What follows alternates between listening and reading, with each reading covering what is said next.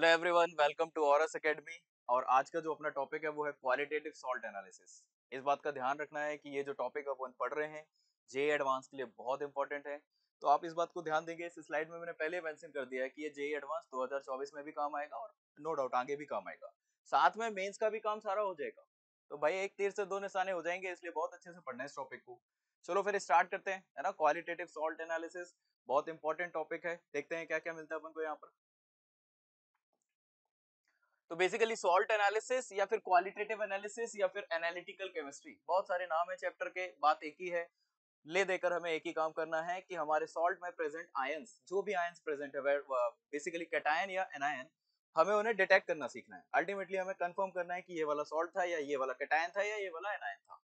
तो बेसिकली अपन ऐसा बोल सकते हैं कि it is the branch of chemistry which deals with ions present in a salt, है ना। तो हमें यहाँ से क्या पता लगेगा भाई, इस पर्टिकुलर टॉपिक पे अपन को क्या पढ़ना है कि हमारे सॉल्ट में आयंस कौन से प्रेजेंट है, यही हमें डिटेक्ट करना सीखना है। और उससे रिलेटेड कुछ प्रॉपर्टीज भी हम देखेंगे।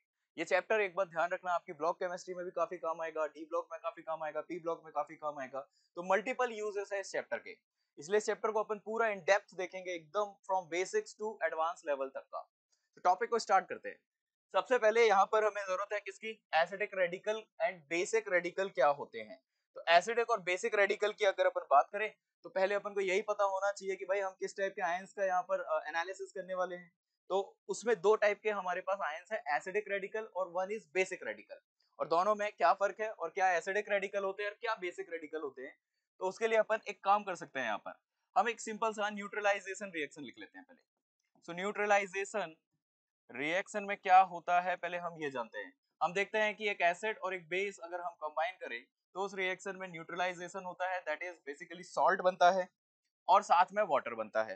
तो न्यूट्रलाइजेशन रिएक्शन कैसे करोगे, एक एसिड ले लो एक बेस ले लो, है ना। तो एसिड प्लस बेस क्या दे देगा आपको, सॉल्ट, साथ में मिल जाएगा अपन को क्या यहाँ पर, वाटर। ठीक है। अब थोड़ा दिमाग लगाना है, थोड़ा सा सोचना है कि जो भी एसिड होगा उससे हमें H प्लस आयंस मिलेंगे और कुछ ना कुछ उसका conjugate base that is anionic part मिलेगा। वेयर एज बेस की बात कर ले तो बेस से हमें कुछ OH माइनस आयंस मिलेंगे। बेस ऐसे सब्सटेंस होते हैं जो हाइड्रोक्सिल आयन रिलीज करते हैं, एक या एक से ज्यादा। और साथ में कुछ ना कुछ उसका कैटायनिक वर्जन भी होगा जो उसके साथ एसोसिएटेड होगा, जिसे अपन जनरली कॉन्जुगेट एसिड बोलते हैं। आप एक बात को ऑब्जर्व करो कि ये जो एनायन वाला पोर्शन है और ये जो कैटायन वाला पोर्शन है, एनायन वाला पोर्शन कहाँ से आ रहा है, एसिड से आ रहा है। और कैटायन वाला पोर्शन कहाँ से आ रहा है, बेस से आ रहा है। एंड दैट्स व्हाई जितने भी एनायंस है हम उन्हें क्या बोलते हैं, एसिडिक रेडिकल। और जितने भी हमारे कैटायन होते हैं हम उन्हें क्या बोलते हैं, बेसिक रेडिकल। तो ये बहुत आसान सी चीज थी कि एसिडिक रेडिकल क्या होते हैं, बेसिक रेडिकल क्या होते हैं।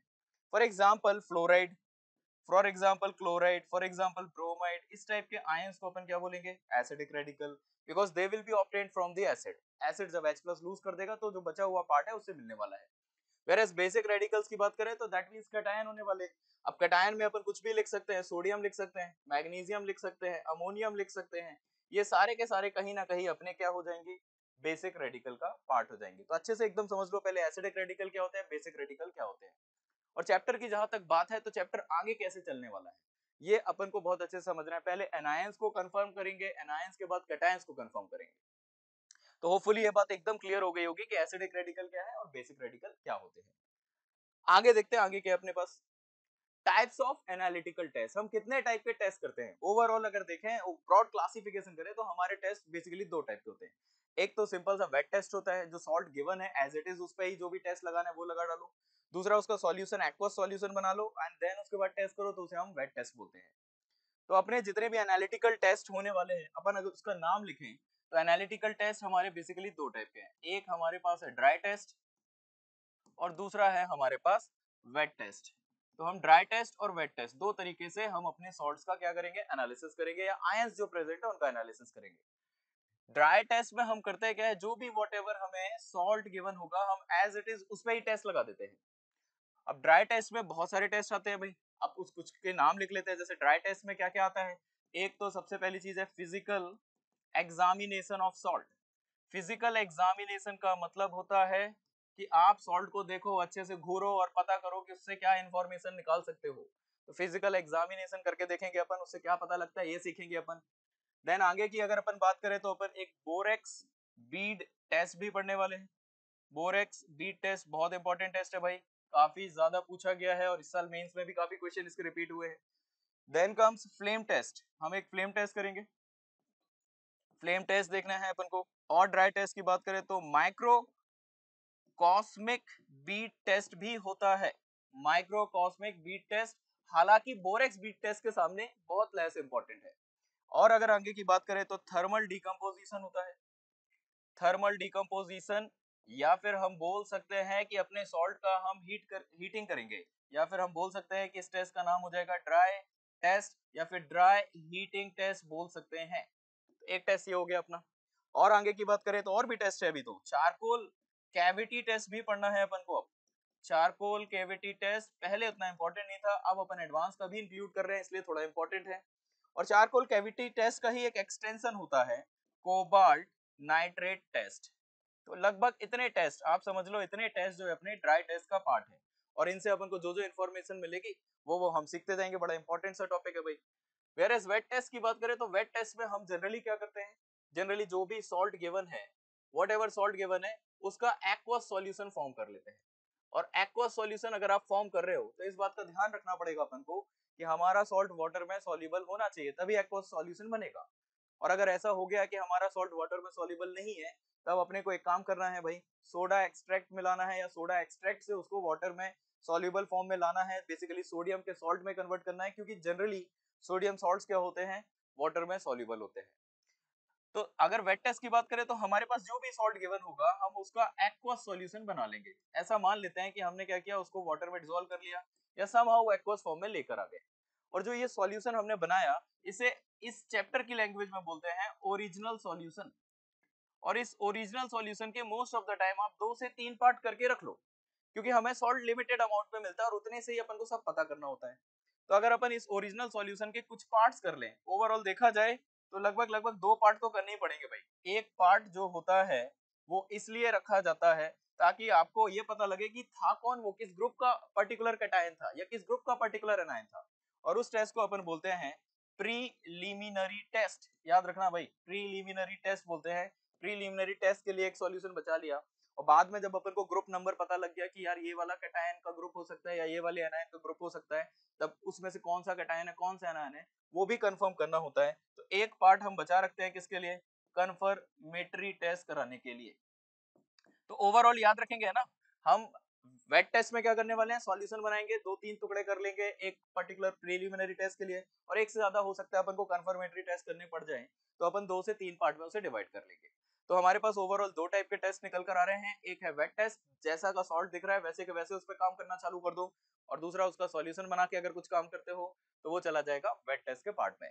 ड्राई टेस्ट की बात करें तो काफी सारे ड्राई टेस्ट, हमें ड्राई टेस्ट में बहुत सारी इंफॉर्मेशन सीखने मिलेगी। आगे देखते हैं आगे क्या है अपने पास। कन्वेंशंस की बात कर लेते हैं ना। इन जनरल जब आप ये प्रोसीजर स्टार्ट करोगे सॉल्ट एनालिसिस का, दैट इज बेसिकली आयंस को डिटेक्ट करने का, तो जनरल रूल ये कहता है कि पहले आप एसिडिक रेडिकल्स को पता कर लो या उनका एनालिसिस कर लो, और फिर एक बात और ध्यान रखें कि उन्हें हटा भी लो, क्योंकि वो आगे चल के कैटायंस के टेस्ट में फिर इंटरफेयर करते हैं। इसलिए जनरली ऐसा माना जाता है या ऐसा किया जाता है कि पहले हम क्या कर लेंगे भाई, एसिडिक टेस्ट कंप्लीट कर लेंगे, या एसिडिक एनायंस या एसिडिक सॉल्ट्स का काम कर लेंगे। जैसे फॉर एग्जांपल यहाँ देखें, in general test for acidic radicals are done before the test for basic radicals। तो पहले किसका कर लिया अपन ने, एसिडिक रेडिकल्स का, बेसिक के पहले। इन जनरल ये कन्वेंशन है ना, इन जनरल ये प्रोसीजर है, फॉलो करने का एक तरीका है, एक रूल होता है, एक रूल के थ्रू अपन सारे काम करने वाले हैं। Acid radicals such as phosphate, fluoride, borate, silicate, arsenate, ये सारे के सारे लोग क्या है, आगे चल के मेटल के डिटेक्शन में इंटरफेरेंस क्रिएट करते हैं, बेसिकली कंफ्यूज करते हैं अपन को, परेशान करते हैं अपन को, इसलिए इनको डिटेक्ट करने के बाद इन्हें हटा लेना है। During the group separation of basic radicals in alkaline medium, medium याद रखे भाई, जनरली अपन मोस्ट ऑफ द टेस्ट जो करते हैं एल्कलाइन मीडियम में करते हैं, अपन देखेंगे भी स्पेशली बेसिक रेडिकल्स का। अच्छा, बेसिक रेडिकल का मतलब ये नहीं है कि वो बेसिक इन नेचर हो गए, बेसिक रेडिकल का मतलब हमारे लिए बस कैटायंस है भाई, अभी अपने मन से कोई भी मतलब नहीं निकालना है ना। एंड दैट्स व्हाई ये जो पर्टिकुलर एनायंस के मैंने नाम लिए, ये एनायंस क्या करते हैं, कैटायंस के टेस्ट में इंटरफेयर करते हैं, that's why they are also called interfering radicals. Hence अपन को करना क्या है, इन एसिडिक रेडिकल टेस्ट अगर ये रेडिकल्स डिटेक्ट हो जाएं, that is fluoride, phosphate, borate, silicate, arsenate और इनके अलावा भी और भी हो सकते हैं, अगर ये डिटेक्ट हो जाए तो इन्हें हटा लेना है। They should be first remove according to standard procedure. हालांकि वो प्रोसीजर क्या है, इन्हें हटाते कैसे हैं, ये सब हमारे सिलेबस का पार्ट नहीं है, बट हमें ये भी पता होना चाहिए कि हम पहले क्या करते हैं, बाद में क्या करते हैं। तो होपफुली ये बात बहुत अच्छे से हम ध्यान में रखेंगे। सोडा एक्सट्रैक्ट प्रिपरेशन, मैंने कहा था आपको कि अगर अपना जो पर्टिकुलर सॉल्ट है अगर वाटर में सॉल्युबल हुआ तो ठीक है, नहीं हुआ तो फिर उसका सोडा एक्सट्रैक्ट बनाना पड़ेगा भाई। और सोडा एक्सट्रैक्ट बनाने का तरीका क्या है वो समझो पहले। देखो, अगर हमारा सॉल्ट का जो सैंपल है, सॉल्ट सैंपल जो है अगर वाटर में क्या है, इनसॉल्युबल है, तब हम सोडा एक्सट्रैक्ट यूज करते हैं to prepare what, solution of the salt. और सोडा एक्सट्रैक्ट बनाने का तरीका बड़ा सिंपल सा है। करना क्या है आपको, लगभग 0.5 ग्राम सैंपल ले लेना है सॉल्ट का, जो कि बहुत कम है ना, बहुत थोड़ा सा ही सॉल्ट लेना है आपको। और 1 से 1.5 टू 2 ग्राम के आसपास आपको ले लेना है सोडियम कार्बोनेट। ये बड़ा इंपॉर्टेंट है भाई, सोडा एक्सट्रैक्ट बनाने के लिए क्या यूज होता है। तो सोडियम कार्बोनेट लेना है, सोडियम कार्बोनेट पाउडर्ड फॉर्म में लेना है, और 20 ml लगभग डिस्टिल्ड वाटर लेना है। इंप्योरिटी वगैरह नहीं होना चाहिए, पता लगे वहां पर कोई और आयन हो गए तो वो अपना कुछ नया टेस्ट देने लगे तो गड़बड़ हो जाएगी। एंड लगभग 100 ml के एक बीकर में अपन ये सारा काम करेंगे। और ये जो मिक्सचर हमने लिया, जिसमें हमने अपना सॉल्ट सैंपल लिया, जिसमें हमने क्या लिया, सोडियम कार्बोनेट का मिक्सचर लिया, जिसमें 20 ml डिस्टिल्ड वाटर मिलाया और 100 ml के एक बीकर में ले जाकर 10 से 15 मिनट हीट करो। हीट करने के बाद उस मिक्सचर को फिल्टर कर लो, और फाइनली जो फिल्ट्रेट मिलेगा उसी फिल्ट्रेट का नाम होता है सोडा एक्सट्रैक्ट। और सोडा एक्सट्रैक्ट बनाने के पीछे का कॉन्सेप्ट क्या है, हम चाहते हैं कि हमारा जो भी वॉट एवर एनायन है अगर वो सॉल्युबल फॉर्म में नहीं है, फॉर एग्जांपल कैल्शियम कार्बोनेट की बात कर ले, तो कैल्शियम कार्बोनेट क्या होता है, व्हाइट कलर का पीपीटी होता है। पर अगर अपन उसे Na2CO3 के साथ हीट कर दे तो सोडियम कार्बोनेट बन जाएगा, और सोडियम कार्बोनेट वाटर में सॉल्युबल है। एंड दिस इज हाउ फिर कार्बोनेट आपके एक्वस सॉल्यूशन में पहुंच जाएगा। और एक बार जब वो एक्वस सॉल्यूशन में पहुंच जाएगा तो उससे हम टेस्ट निकाल लेंगे। एंड दैट्स व्हाई अपन कभी कभी या तो डायरेक्ट सॉल्यूशन बना लेते हैं, वाटर एक्सट्रैक्ट बोलते हैं अगर सीधे वाटर में सॉल्युबल है, और अगर नहीं है तो सोडा एक्सट्रैक्ट बनाएंगे, तब अपने सॉल्यूशन को सोडा एक्सट्रैक्ट बोलते हैं। सोडा एक्सट्रैक्ट जो हमने बनाया उसमें एक बात का ध्यान रखना है कि ये पूरी तरह से न्यूट्रल फॉर्म में होना चाहिए। तो सोडा एक्सट्रैक्ट जो भी लिया अपन उसको क्या करेंगे, ट्रीट कर लेंगे 8 मोलर नाइट्रिक एसिड या बेसिकली कंसंट्रेटेड नाइट्रिक एसिड से। बॉईल करेंगे धीरे धीरे, बॉईल करने से जो भी डिसॉल्व CO2 है या जो भी एक्स्ट्रा CO2 है वो बाहर हो जाएगा। एंड देन धीरे धीरे उसको ठंडा होने देंगे। फाइनली उसमें 2 मोलर अमोनियम अमोनियम क्लोराइड या फिर अमोनिया का कोई सॉल्यूशन लाइक अमोनिया सॉल्यूशन या अमोनियम हाइड्रोक्साइड मिला लेंगे, सच डेट की सॉल्यूशन पूरी तरह से अल्कलाइन हो जाए। एंड फाइनली उसको फिर बॉईल करेंगे तो एक्सेस में जो अमोनिया होगा वो निकल जाएगा। और एक्सेस में अमोनिया निकला क्यों, क्योंकि अमोनिया की एक खास बात है, कोल्ड वाटर में वो हाईली सॉल्युबल है, लेकिन हीट करने से वो पूरा का पूरा बाहर भी हो जाता है, मतलब आसानी से डिसॉल्व हो जाएगा। और बॉईल करने से सीधा अमोनिया बाहर हो जाएगा, अननेसेसरी कुछ रिएक्शन नहीं होने वाली है वहां पर। And that's why mostly upon ammonia use करते हैं। और फिर से बॉईल करने के बाद जब अमोनिया निकल जाएगा तो जो आपको मिलेगा वो मिलेगा न्यूट्रलाइज्ड सोडा एक्सट्रैक्ट। ध्यान रखेंगे भाई, न्यूट्रलाइज सोडा एक्सट्रैक्ट मिलेगा, क्योंकि पहले हमने क्या किया था, HNO3 से बहुत सारी चीजें ऑक्सीडाइज करा दी थी, और हमने आगे चल के फिर अल्कलाइन मीडियम से उसको पूरी तरह से न्यूट्रलाइज कर दिया। तो हमें इस फॉर्म में चाहिए होता है सोडा एक्सट्रैक्ट। ये बात का बहुत विशेष तौर पर ध्यान रखना है कि सोडा एक्सट्रैक्ट बनाने के लिए 3 लाइनें बस सफिशिएंट नहीं है, पूरी तरह से अपन को इस प्रोसीजर को भी फॉलो करना है। आगे जैसे इंस्टेड ऑफ अगर मान लो Na2CO3 की जगह अपन कोई और यूज करना चाहे तो जनरली नहीं किया जाता। No other can be used because are soluble and pass into filtrate. कोई और अगर आपने लिया तो हो सकता है वो फिल्ट्रेट में भी पास हो जाए, और हो सकता है फिर आगे टेस्ट में वो इंटरफेयर करे, इसलिए जनरली अवॉइड करते हैं। जैसे एक सिंपल सा एग्जांपल है, मान लो कोई हेलाइट टाइप का सॉल्ट है और हमने उसमें क्या मिला दिया, सोडियम कार्बोनेट मिला दिया, तो वो किस में कन्वर्ट हो जाएगा, M2CO3 में। अब ऑब्जर्व करो जरा, ये M2CO3 का प्रेसिपिटेट बनना जरूरी था ताकि अपना वो जो हेलाइड आयन जिसका अपन को टेस्ट करना था वो केवल किस फॉर्म में रहे, एक्वस फॉर्म में।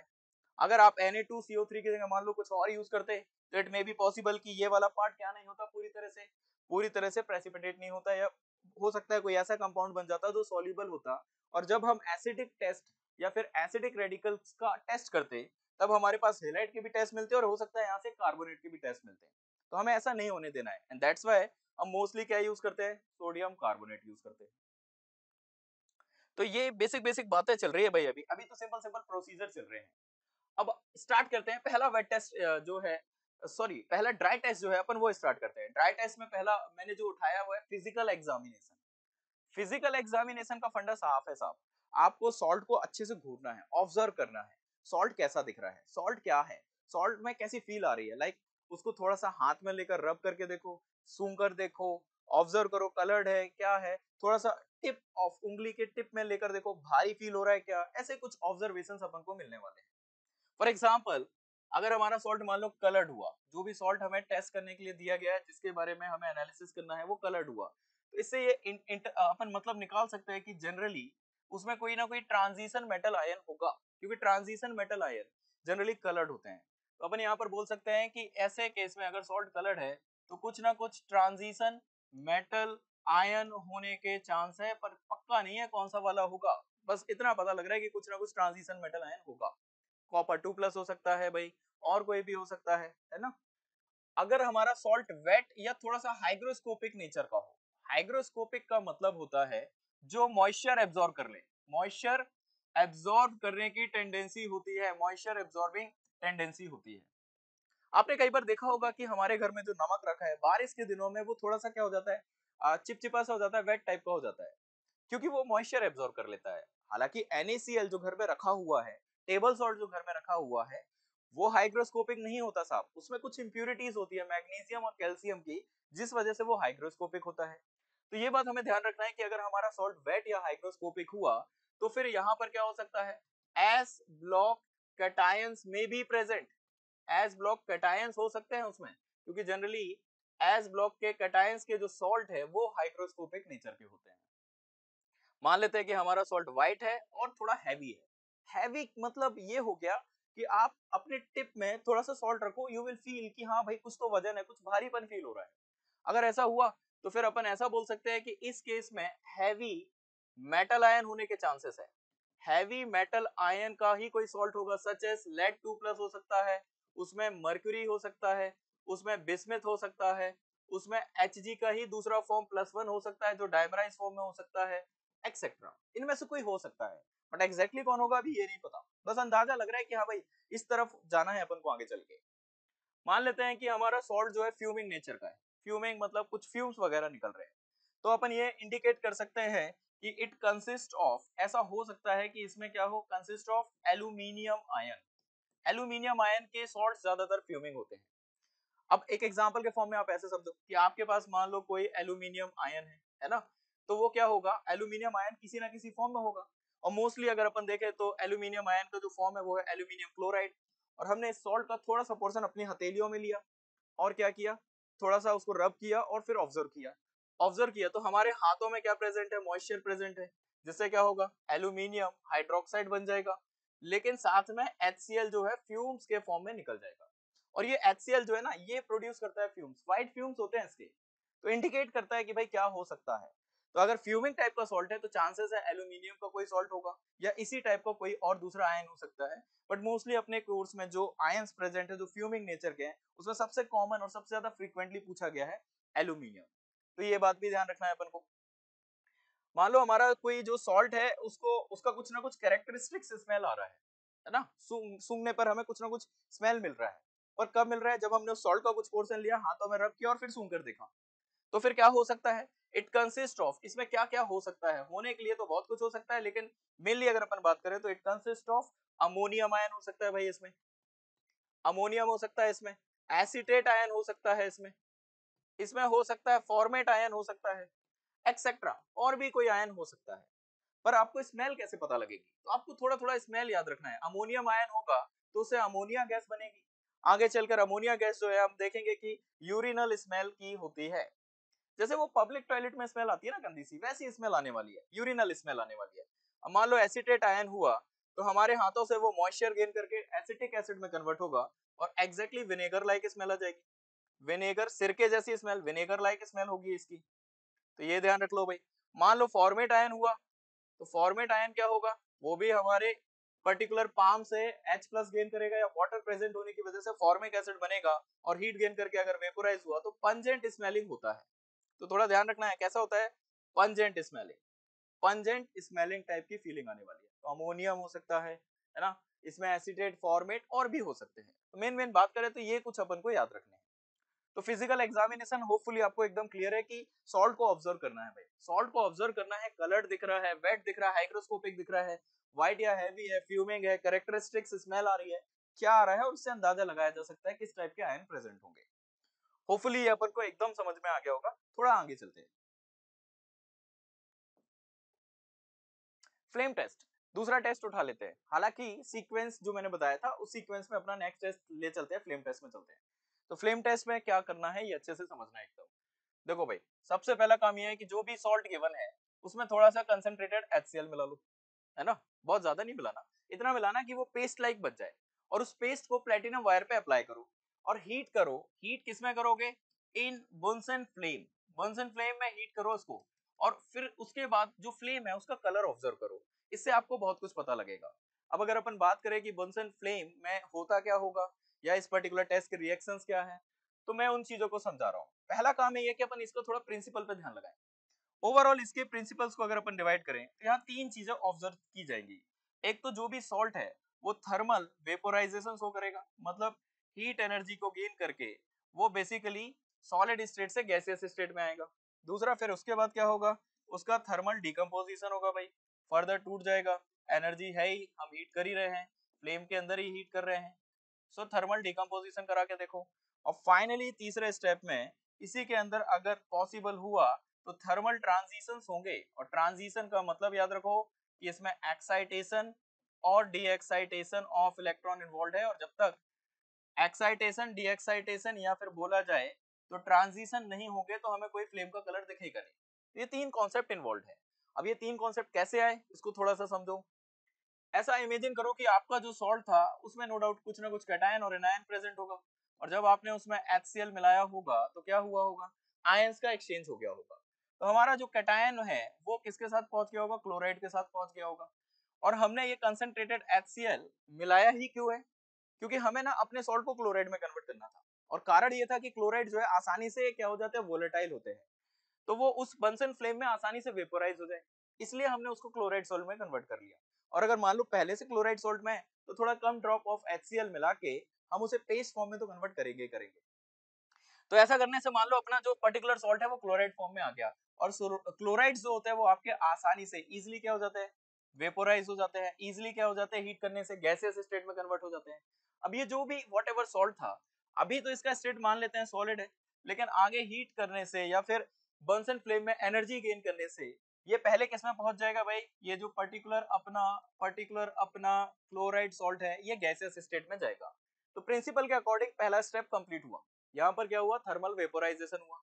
अब दूसरे स्टेप में थर्मल क्या होना है, डिकम्पोजिशन, और थर्मल डिकम्पोजिशन में क्या होगा, ये डिसोसिएट हो जाएगा, कैटायन अलग और अपना क्लोराइड अलग हो जाएगा, इस तरीके से दोनों गैसियस स्टेट में आ जाएंगे। तो दूसरा काम भी हो गया। तीसरे काम में क्या होने वाला है, थर्मल ट्रांजिशन। अब जो भी ये व्हाटएवर कैटायन था, इसके भाई देखो क्या होगा कि इसके वैलेंस सेल में भी कुछ इलेक्ट्रॉन हो गए, मान लो यहाँ कोई इलेक्ट्रॉन था, ये वैलेंस सेल थी, उसके बाद भी सेल्स होती है, ऐसा कुछ था, और ये एनर्जी गेन कर रहा था बंसल फ्लेम से, तो एनर्जी गेन करके इलेक्ट्रॉन हायर स्टेट में जा रहा था। हायर स्टेट में जाकर, हायर स्टेट में हम सब जानते हैं कि इलेक्ट्रॉन बहुत ज्यादा देर रुकेगा नहीं, फ्रैक्शंस ऑफ सेकंड के लिए रुकेगा, क्योंकि वहां वो अनस्टेबल है, हाई एनर्जी स्टेट वो ऑक्यूपाई नहीं करना चाहेगा, तो जल्दी से जल्दी वापस कहाँ जाएगा, लोअर एनर्जी स्टेट में। लेकिन जब ये वापस आएगा तो कुछ ना कुछ एनर्जी रिलीज करेगा in the form of radiation, और ये जो रेडिएशन निकल रही है इनकी जो वेवलेंथ है अगर विजिबल रीजन से बिलोंग करती होगी तो हमें कुछ ना कुछ कलर दिखाई देगा, वरना कलर दिखाई नहीं देगा। तो इन जनरल फ्लेम टेस्ट में अपन करने क्या वाले हैं, बुनसेन बर्नर की फ्लेम में अपने पर्टिकुलर सॉल्ट को क्लोराइड फॉर्म में कन्वर्ट करके नॉन ल्यूमिनियस जोन में हीट करना चालू करेंगे, और ये ल्यूमिनियस और नॉन ल्यूमिनियस जोन की कहानी भी थोड़ा सा देख लेते हैं। इस बुनसेन की कहानी भी अपन को आगे डेप्थ में देखनी है। ऐसा इमेजिन कर सकते हैं आप कि मान लो कि ये हमारे पास बुनसेन बर्नर था, तो इसकी जो फ्लेम है ओवरऑल दो पार्ट में डिवाइड की जा सकती है। बाहर वाले पोर्शन में ऑक्सीजन का सप्लाई ठीक ठाक है, तो ये थोड़ा सा हाई टेम्परेचर जोन है, और यहाँ पर कलर ब्लू आता है, अच्छा खासा बर्न होता है। और ये बात ध्यान रखो कि आपकी जो फ्लेम है अगर उसमें हीट एनर्जी ज्यादा है तो नो डाउट लाइट एनर्जी कम होगी, या फिर लाइट एनर्जी ज्यादा है तो हीट एनर्जी का प्रोपोर्शन इस तरीके से चेंज होगा। अब मान लो आपकी ब्लू कलर की फ्लेम है, और ब्लू कलर की फ्लेम है सफिशिएंट, मतलब उसमें क्या है, एनर्जी इन्वॉल्व है, तो फिर जो लाइट के फॉर्म में येलो वाला जो रीजन है वो थोड़ा सा कम हो जाएगा। तो बाहर वाला जो रीजन है वो इतना ज्यादा क्या नहीं होता, ल्यूमिनियस टाइप का नहीं होता, इसलिए सर अपन क्या बोलते हैं, non luminous zone, non luminous zone. और अंदर वाला जो जोन होता है जिसमें कार्बन ज्यादा होता है, अनबर्न्ड कार्बन ज्यादा होता है, उसमें ब्लू फ्लेम प्रोड्यूस नहीं होती, उसमें सफिशिएंट क्या नहीं होता, ऑक्सीजन नहीं होता, तो कंप्लीट कंबशन नहीं होता, ब्लू फ्लेम नहीं आती, तो वहां पर येलोइश कलर की फ्लेम ज्यादा रहेगी और उसे अपन बोलेंगे ल्यूमिनियस जोन। आपने कभी सोचा है कि मान लो आपके घर में लाइट चली जाए, और थोड़ा सा अपन पुराना पीछे चलते हैं, ऐसे लाइक 30-40 साल पीछे चलते हैं, तो आपने ऑब्जर्व किया है, कभी ध्यान दिया है कि अगर लाइट चली जाए, अंधेरा हो जाए, तो हम एक डिब्बी लालटेन वगैरह कुछ जलाते थे, उसमें ऑयल वगैरह जलाते थे, क्योंकि ऑयल थोड़े से क्या होते हैं आपके अनसैचुरेटेड टाइप के होते हैं, परसेंटेज ऑफ कार्बन ज्यादा होता है, ऑक्सीजन ज्यादा जरूरत पड़ती है, तो सफिशिएंट कंबशन नहीं होने से येलो कलर की फ्लेम आती है, जिससे लाइट आसपास ज्यादा फैलती है, या फिर लाइट के फॉर्म में एनर्जी ज्यादा क्या हो जाती है, फैल जाती है। आप मान के चलो कि लाइट चली गई है और आप उसकी जगह अपने घर का जो एलपीजी सिलेंडर है उसको बेसिकली उसको बर्न करो, या एलपीजी में जो प्रेजेंट गैसेस है उनको बर्न करो, ब्लू फ्लेम आएगी, लेकिन उसके आसपास अंधेरा ही रहेगा, क्योंकि वो नॉन ल्यूमिनियस टाइप का होता है, उसमें हीट एनर्जी ज्यादा है, लाइट एनर्जी कम है। तो हमें ध्यान रखना है, करना क्या है भाई, बहुत सिंपल सी चीज है, सॉल्ट उठाओ, कंसंट्रेटेड HCl मिलाओ, पेस्ट बना लो, और फिर उसके बाद उसको हीट करो, और फिर जो कलर होगा फ्लेम का उसको ऑब्जर्व करो, उससे आपको क्या पता लगेगा, या इस पर्टिकुलर टेस्ट के क्या क्या रिजल्ट हो सकते हैं, वो देखते हैं। पहले ये कॉन्सेप्ट एकदम अच्छे से पता होना चाहिए। छोटी छोटी बातें पूछी जाती है कि हाँ HCl का क्या काम है। HCl के दो काम थे यहाँ पर, एक तो वोलेटाइल फॉर्म में कन्वर्ट कर देना, जो ऐसे फॉर्म में कन्वर्ट कर देना जो इजिली वेपोराइज हो जाएगा, और दूसरा ये काम था कि यहाँ पर थोड़ा पेस्ट भी अपन को बनाना था, भाई प्लेटिनम लूप पे लगाओगे कैसे, तो उसको पेस्ट फॉर्म में कन्वर्ट करते हैं। ठीक है, चलो और देखते हैं रिजल्ट्स क्या क्या मिलते हैं। रिजल्ट्स बड़े इंपॉर्टेंट है भाई, वेरी वेरी इंपॉर्टेंट, मेरी तरफ से ये मानकर चलो, ये कंठस्थ कर लेना अपन को, कंठस्थ मतलब सोते हुए भी कोई पूछ ले तो पता होना चाहिए। लिथियम की जो फ्लेम होती है, लिथियम की वो होती है क्रिम्सन या फिर कैरामाइन रेड कलर की, क्रिम्सन या कैरामाइन रेड।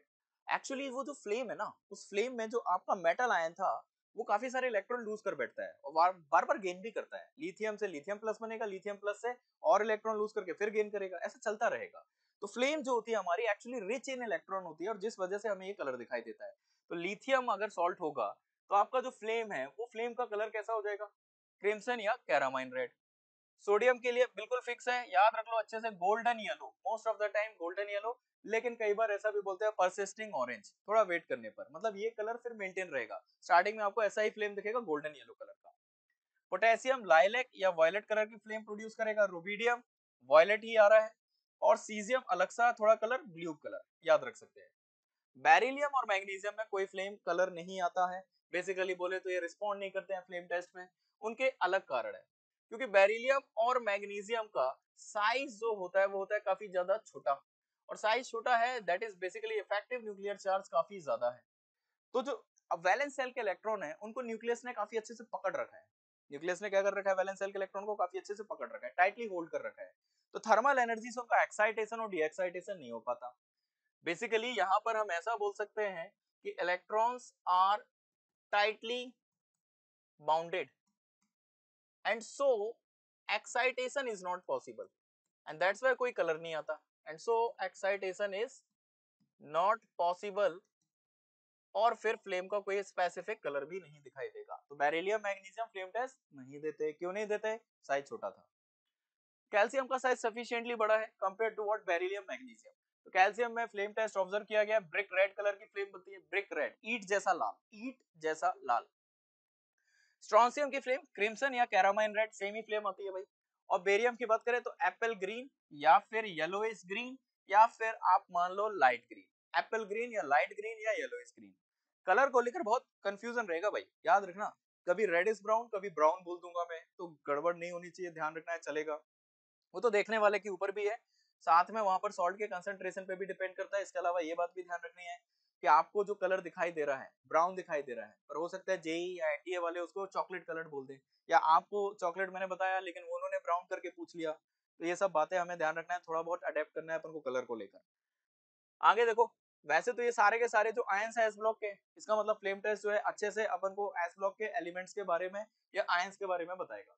लेकिन एस ब्लॉक के अलावा दो लोग और हैं जो इस फ्लेम टेस्ट को देते हैं, उसमें एक है लेड, जो पी ब्लॉक का एलिमेंट है भाई, लेड बिलोंग करता है पी ब्लॉक से, और पी ब्लॉक वाला ये जो एलिमेंट है इसकी जो फ्लेम है लेड 2+ की वो आती है ब्लू, या फिर कई बार हम उसे लिखते हैं ग्रे व्हाइट, है ना, ग्रे व्हाइट बोल सकते हैं यहाँ पर। ठीक ऐसे कॉपर भी इस टेस्ट को रिस्पॉन्ड करता है। कॉपर 2+ की जो फ्लेम आती है वो ग्रीन फ्लेम होती है। लगभग ऐसी ही फ्लेम बोरेट के लिए भी मिलती है, लेकिन बोरेट अभी हमें पढ़ना नहीं है, बोरेट हमारे लिए इंपॉर्टेंट नहीं है, बोरेट आगे चल के हमारे लिए इंपॉर्टेंट है। तो ये बात बहुत अच्छे से याद रखनी है भाई। ग्रीन फ्लेम मिलेगी, या कई बार ऐसा भी बोलते हैं कि blue flame having green edges, मतलब सेंटर में ब्लू दिख रहा है और साइड से ग्रीन दिख रहा है।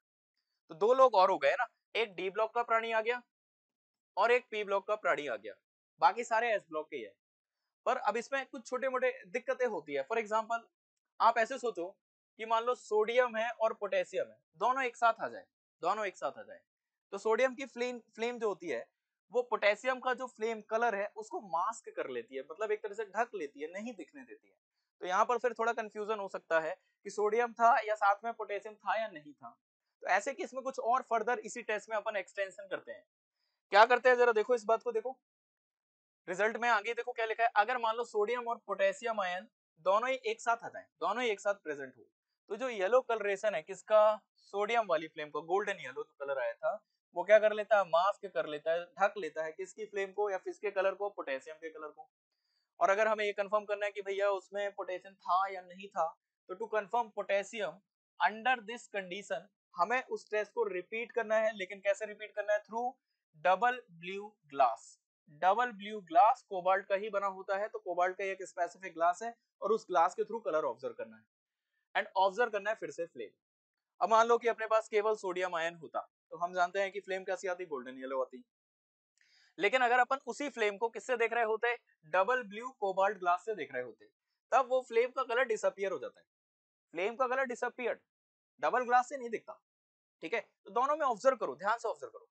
पोटेशियम अकेला होता तो क्या होता, यहाँ तो हमें पता है वॉयलेट या लाइलैक कलर की फ्लेम आती, लेकिन डबल ग्लास से उसकी फ्लेम का जो कलर है वो क्या दिखाई देता है भाई, क्रिम्सन रेड या कैरामाइन रेड दिखाई देता है। ठीक है, यहाँ पर कलर चेंज हो गया है।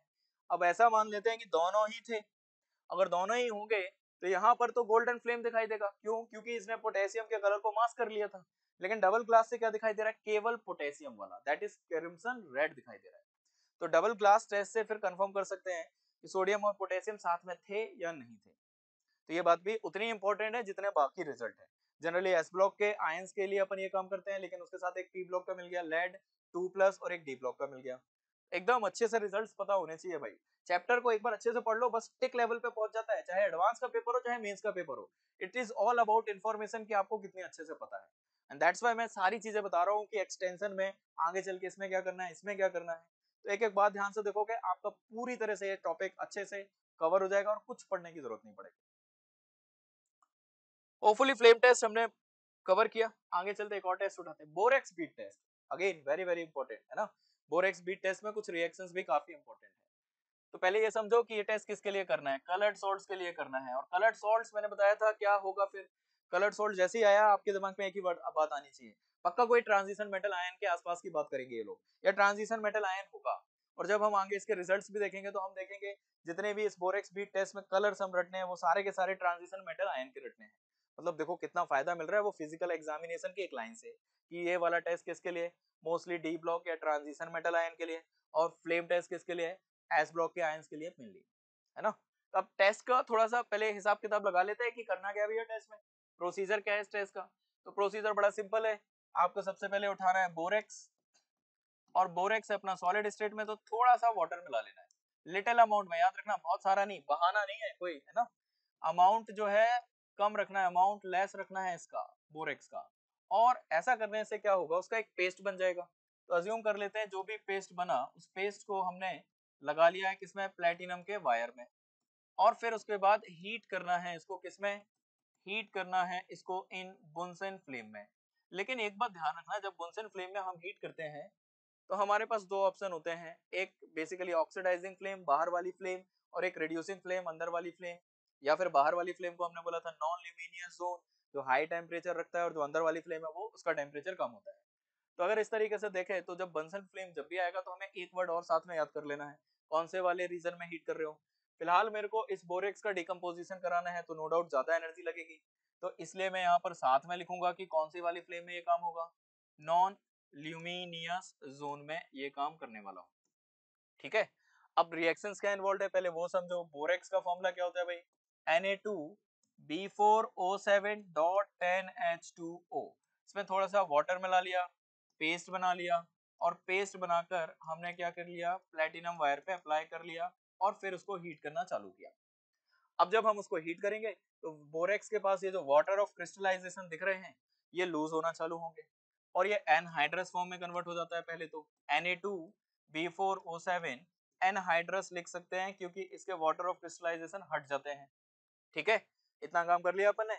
और अब इसमें क्या करना है भैया, ये बात ध्यान रखना, जब ये काम हो रहा होगा तो डिस्क्रिप्टेशन होने वाला है, और डिस्क्रिप्टेशन का मतलब है कि ये बोरेक्स थोड़ा सा फूल जाएगा, स्वेल अप हो जाएगा, फूल जाएगा, स्वेल अप हो जाएगा, डिस्क्रिप्टेशन हो जाएगा। और डिस्क्रिप्टेशन का मतलब पट पट पट पट करके आवाजें आएंगी, और ये पट पट करके आवाजें जो आती है इसे अपन कई बार बोलते हैं क्रैकलिंग साउंड। क्या बोलते हैं इसे अपन? Crackling sound. आगे इसको और ज्यादा हीट करना है, फर्दर हीट करना है। फर्दर हीट करने से और टूट जाएगा और कन्वर्ट हो जाता है NaBO2 प्लस B2O3 में। अच्छे से याद कर लो, एकदम बहुत इंपॉर्टेंट है। NaBO2 प्लस B2O3 कंबाइंडली बोला जाता है glassy bead. Glassy transparent bead बोलना ज्यादा अच्छा वर्ड है क्योंकि ये ट्रांसपेरेंट होता है। बीड समझते हैं अपन कंचे जैसे होते हैं, वैसे ही होता है ये लगभग। तो ग्लासी ट्रांसपेरेंट बीड ऑब्टेन्ड होते हैं, जिसमें से ये वाला जो कंपोनेंट है इसको हम बोलते हैं सोडियम मेटाबोरेट। नाम याद कर लो भाई, सोडियम मेटाबोरेट। और सीखने में आया कि मेटाबोरेट आयन होता है BO2 माइनस आयन। और B2O3 को हम बोलते हैं बोरिक एनहाइड्राइड। बोरिक एनहाइड्राइड इसलिए क्योंकि अगर हम क्या करें, ऑर्थोबोरिक एसिड ले और उसमें से वाटर निकाल दे तो B2O3 बन जाएगा, तो वो उसी का एनहाइड्राइड है या उसका एनहाइड्रस वर्जन है। और दोनों को कंबाइंडली क्या बोलते हैं? Bead, transparent glassy bead. ये तो एक काम हो गया, बीड बना लिया। अब ये एक तरह से हमारे लिए ऐसा सोचो कि ये स्टेप 1 था। अब हम चलेंगे स्टेप 2 में। स्टेप 2 में क्या करना है, हमें जो भी सॉल्ट गिवन है, वॉट एवर जो भी सॉल्ट गिवन है, इसमें वो जो प्लेटिनम लूप था, जो प्लेटिनम लूप था जिसके ऊपर बीड बन गई थी, बीड थी बीड, उस प्लेटिनम लूप को लाओ और इस सॉल्ट में ले जाकर थोड़ा सा टच करवाओ, जिससे क्या होगा, सॉल्ट के पार्टिकल्स उस बीड के सरफेस में चिपक जाएंगे। चिपक जाएंगे तो बेसिकली यहाँ पर फिर से दोबारा हीट करना चालू करना है। तो ऐसा करने के बाद अगेन इसको क्या करो, अगेन हीट करो। पर इस बार जब हीट करोगे तो दोनों फ्लेम में करना है, पहले ऑक्सीडाइजिंग फ्लेम में फिर रिड्यूसिंग फ्लेम में। तो again heat in both flames. Both flames का मतलब है ल्यूमिनियस एंड नॉन ल्यूमिनियस, ये बात ध्यान रखो एकदम। ठीक है, इतना क्लियर हो गया अभी? अच्छा, हीटिंग तो चालू करेंगे, पर वो हीटिंग कैसे होगी, कुछ ऐसा सोचो कि हमारे पास ये था बंसन बर्नर और ये थी उसकी फ्लेम, ऐसी गंदी सी फ्लेम बना दी मैंने। ठीक है, तो ये जो फ्लेम बनी है इसमें ये वाला जो पोर्शन है पहले यहाँ हीट करो। मतलब आप उस प्लेटिनम लूप को यहाँ लाओ और बढ़िया से उस बीड में जिसमें सॉल्ट छपा हुआ है इस जोन में हीट करो और उस बीड के कलर को ऑब्जर्व करो। फिर उसके बाद अंदर लेकर जाओ स्टेप 2 में। ये स्टेप 1 की तरह है हमारे लिए, और स्टेप 2 में तो 2 बार अपन को हीट करना है, एक बार ऑक्सीडाइजिंग फ्लेम में, एक बार रिड्यूसिंग फ्लेम में, और फिर बीड का कलर ऑब्जर्व करना है। तो बेसिकली अपन को ये समझ में आना चाहिए कि भाई यहाँ पर 2 फ्लेम में कुछ फर्क है क्या। तो एक फर्क तो ये है कि यहाँ पर जो ये बुनसन फ्लेम होती है, ये जो बुनसन बर्नर होता है, इसका फ्यूल याद कर लो पहले तो आप। फ्यूल होता है ऑक्टेन C8H18। ऑक्टेन, ऑक्टेन अलग सा फ्यूल है भाई। अब आप ही बताओ जरा, अगर ये ऑक्टेन का कंप्लीट कंबसन हो जाए, जो कि इस वाले रीजन में होने वाला है, यहाँ पर इस वाले रीजन में होने वाला है, तो पूरा का पूरा कार्बन जो है CO2 में चला जाएगा और हाइड्रोजन जो है H2O में चला जाएगा, और जो भी एनर्जी रिलीज होगी उसका कुछ नाम दे देते हैं, डेल H1 नाम दे देते हैं। बिकॉज कंबसन रिएक्शन, सारे कंबसन रिएक्शन एक्सोथर्मिक है, तो हम ये भी जानते हैं कि यहाँ पर ये जो साइन आएगा वो नेगेटिव आएगा। मतलब जितना ज्यादा ये नेगेटिव उतनी ज्यादा एनर्जी रिलीज हो रही होगी। और ये कहानी चल रही है OF फॉर ऑक्सीडाइजिंग फ्लेम में, और एक कहानी चलेगी रिड्यूसिंग फ्लेम में। ये जो बाहर वाली फ्लेम है ऑक्सीडाइजिंग फ्लेम है, नॉन ल्यूमिनियस फ्लेम है, हाई टेम्परेचर वाला है। और अंदर वाला जो होता है उसे बोलते हैं रिड्यूसिंग फ्लेम, या फिर बेसिकली ल्यूमिनियस फ्लेम। और कौन सा बोलते हैं अपन? ल्यूमिनियस। ठीक है, इतना कर लिया। अब देखो, अगर रिड्यूसिंग फ्लेम में आगे बात करें तो अपना ये जो ऑक्टेन है वहां पर उसका कंबसन इनसफिशिएंट होगा, बेसिकली ऑक्सीजन का सप्लाई थोड़ा कम है, तो पूरी तरह से कंबसन तो होने से रहा। तो थोड़ा बहुत अनबर्न्ड कार्बन भी होगा, कार्बन मोनोऑक्साइड या CO2 भी थोड़ा बहुत बन सकता है, plus water. But major reaction अगर देखें तो अनबर्न्ड कार्बन होना चाहिए या होगा। यहाँ पर भी चूंकि हो तो कंबसन ही रहा है, तो कुछ ना कुछ एनर्जी रिलीज ही होने वाली है भाई।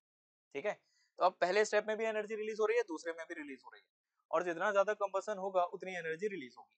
मतलब अगर मैं यहाँ पर बोलूँ कि आप मुझे ये बताओ कि भाई मैग्नीट्यूड वाइज अगर बात करें तो डेल एच वन और डेल एच टू की वैल्यू में किसकी वैल्यू ज्यादा होगी, तो आसानी से आप बता दोगे पहले वाले में एनर्जी ज्यादा रिलीज हो रही है, कंप्लीट कंबसन हो रहा है, तो वो वाला हाई टेम्परेचर रीजन हो जाएगा, अंदर वाला थोड़ा लो टेम्परेचर। तो ये कहानी अपन को एकदम अच्छे से पता होनी चाहिए कि हमने अभी तक दो काम कर लिए हैं। बोरेक्स को उठाया, बढ़िया से हीट किया, बीड बना लिया, दूसरा फिर उस बीड को ले जाकर कहाँ लगा दिया, सॉल्ट के पर्टिकुलर सैंपल से टच करवाया जिससे सॉल्ट के कुछ पार्टिकल बीड में आके चिपक गए, और बंसन फ्लेम के बारे में भी जान लिया कि दो फ्लेम होगी, ऑक्सीडाइजिंग फ्लेम और रिड्यूसिंग फ्लेम। अब आगे काम चालू करते हैं। अब फिर से जब हीटिंग करेंगे तो क्या होगा ये देख लेते हैं। अब स्टेप 2 में चलते हैं। एक्चुअल में हमारे लिए स्टेप 2 ही ज्यादा इंपॉर्टेंट है। स्टेप 2 में पहले इसका कॉन्सेप्ट समझो भाई, क्योंकि ये कॉन्सेप्ट समझ लिया तो मानकर चलो कुछ नहीं रखा है इसमें, फिर रिजल्ट्स ही हैं जो कलर याद करने वाली चीज है। कॉन्सेप्ट ये है कि पहले अपन को हीट करना है किसमें, इन ऑक्सीडाइजिंग फ्लेम में। और ऑक्सीडाइजिंग फ्लेम बाहर वाली फ्लेम होती है, जो आउटर फ्लेम है उसको बोलते हैं ऑक्सीडाइजिंग फ्लेम में इसको हीट मारो। वहां पर क्या क्या हो सकता है ये अच्छे से सुनो जरा। सबसे पहले तो जो भी आपका सॉल्ट था, हीट करने की वजह से वो डिकम्पोज होकर हो सकता है ऑक्साइड में कन्वर्ट हो जाए, प्लस डिपेंड करता है कि वो सॉल्ट क्या था, कुछ ना कुछ गैस भी निकल सकती है, कार्बोनेट हुआ तो CO2 निकल सकती है, सल्फेट हुआ तो SO3 निकल सकता है। आगे चल के क्या होगा, ये जो ऑक्साइड है, मेटल का ऑक्साइड है, ये बीड में प्रेजेंट B2O3 के साथ कंबाइन होगा और कुछ ना कुछ मेटल मेटाबोरेट बनाएगा। ऑब्जर्व करो ये वर्ड मेटाबोरेट, क्या बनता है, मेटल मेटाबोरेट।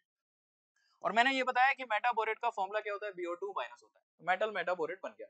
ठीक है, अब ये जो मेटल मेटाबोरेट है इसका कुछ ना कुछ कलर होगा, तो उसका कुछ नाम रख लेते हैं, इसका कुछ नाम था, मान लेते हैं कलर A था। ये काम कर लिया।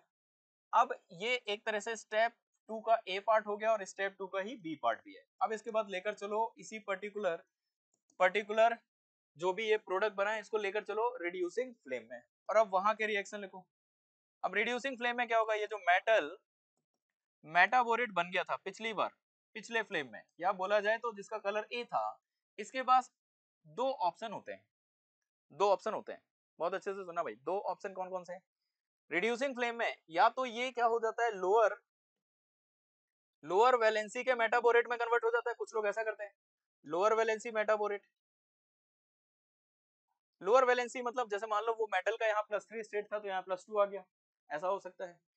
इधर ऐसा हो जाए, नहीं तो वो फिर क्या हो सकता है, कोक की प्रेजेंस में रिड्यूस ही हो जाए, कंप्लीट रिड्यूस हो जाए, और अगर रिड्यूस हुआ तो वापस से आपको मेटल मिल जाएगा, और वापस से मेटल मिलेगा और जो कार्बन है CO बन जाएगा। उसके साथ साथ याद रखो B जो है B2O3 फिर से अपन को बाहर मिल जाएगा। अब आपको ये सोचना है कि ये जो मेटल मिला है, ये जो मेटल मिला है या यहाँ पर जो लोअर वैलेंसी का मेटाबोरेट मिला है, इसका भी कुछ ना कुछ कलर होगा और उसका नाम रख लेते हैं कलर B। क्या नाम रख लिया, कलर B। और इन दोनों कलर को बढ़िया से ऑब्जर्व करो। इसके साथ साथ ये भी ध्यान रखो कि जो आपका ये कलर आएगा ना, ये दो कंडीशन में आने वाला है। जब बीट गर्म होगी तो कुछ कलर दिखाई देगा, बीट जब हॉट होगी, और जब बीट ठंडी हो जाएगी तो कुछ कलर दिखाई देगा, बीट जब कोल्ड हो जाएगी। ठीक ऐसे यहाँ भी दो कलर है, एक कलर नहीं है भाई, टोटल 4 कलर आने वाले हैं। हो सकता है चारों डिफरेंट हो सकता है चारों सेम हो। कॉन्सेप्चुअली क्या करते हैं, पहले ये सब इतना समझ में आ गया। अब अपन क्या करते हैं, कोई एक एग्जांपल से इस कहानी को समझते हैं। एक एग्जांपल मैं यहाँ पर उठा रहा हूँ, उस एग्जांपल से पूरी कहानी एकदम क्रिस्टल क्लियर हो जाएगी। एग्जांपल के नाम पे सबसे कॉमन एग्जांपल जो हमें पूछा जाता है या एनसीईआरटी में गिवन होता है, अपन वही उठाते हैं, कॉपर सल्फेट उठाते हैं। तो देखो सबसे पहले रिएक्शन लिखते हैं OF मतलब ऑक्सीडाइजिंग फ्लेम। यहाँ पर कॉपर सल्फेट क्या होगा, एनर्जी गेन करके डिकम्पोज होगा, CuO प्लस SO3 बन जाएगा। ये गैस देखो यहाँ बाहर होगी। और ये जो कॉपर ऑक्साइड है, मेटल का ऑक्साइड, अब हमारे जो बीड में प्रेजेंट B2O3 है उसके साथ कंबाइन होगा और क्या बनाएगा, अच्छे से देखो मेटल मेटाबोरेट बनाएगा। ठीक है, पर आप एक चीज को ऑब्जर्व करना जरा, यहाँ पर कॉपर +2 में था, यहाँ भी +2 में है, और प्रोडक्ट भी +2 वाला ही बनाना है। और मेटाबोरेट का फॉर्मूला मैंने बता रखा है BO2 2 तो फॉर्मूले बनाने में कोई दिक्कत नहीं होगी। हम जानते हैं कि कॉपर हमारा 2+ में है और BO2 मेटाबोरेट आयन है।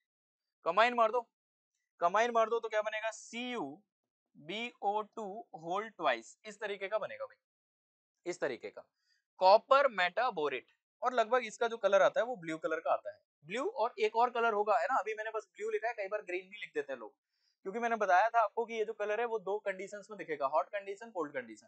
तो अभी मैं उनमें से कोई एक कलर लिख देता हूँ। अब क्या हुआ, इसके बाद हम लेकर गए इसको रिड्यूसिंग फ्लेम में।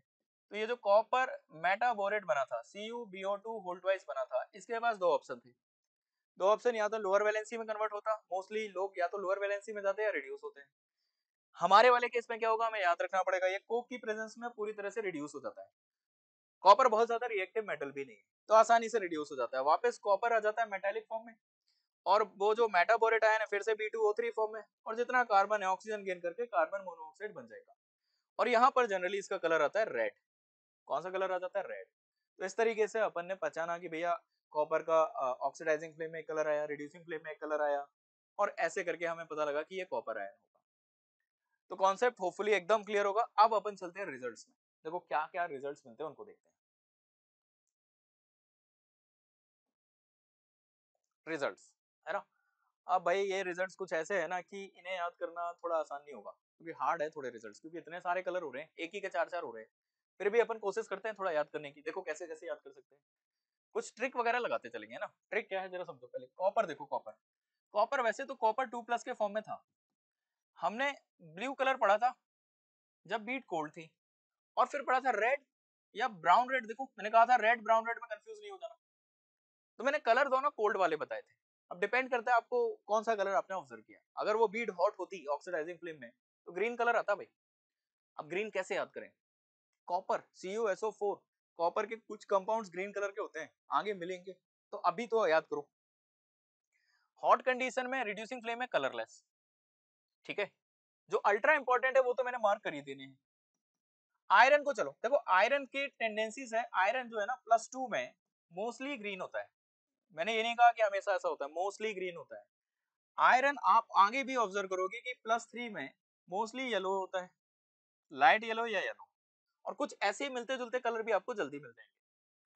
अब सर हमें तो याद ही नहीं होता, याद ही नहीं होता, तो देखो भाई येलो के अलावा कई बार रेड भी मिल जाता है ना। अब कैसे याद करवाऊं मैं, आयरन +3, कोई कंपाउंड सोचो, रस्ट सोचो, Fe2O3 वाला, तो रस्ट देखो थोड़ा रेडिश ब्राउन होता है, ऐसे करके याद करो।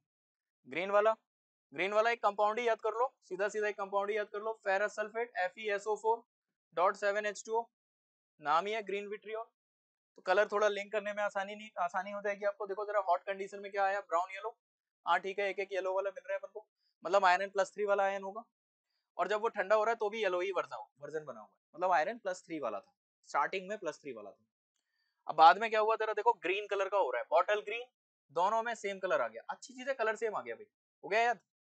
मतलब आयरन यहाँ पर +3 में था, और जब वो रिड्यूसिंग फ्लेम में गया होगा तो +2 में आ गया होगा। लॉजिक आ गया कि नहीं आ गया, देखो कितना आसानी से याद हो जाएगा। अब आगे चलो, क्रोमियम देख लो, क्रोमियम, यार ये क्रोमियम जो है ना +3 में मोस्टली आपको, क्रोमियम जो है +3 में मोस्टली आपको ग्रीन मिलेगा।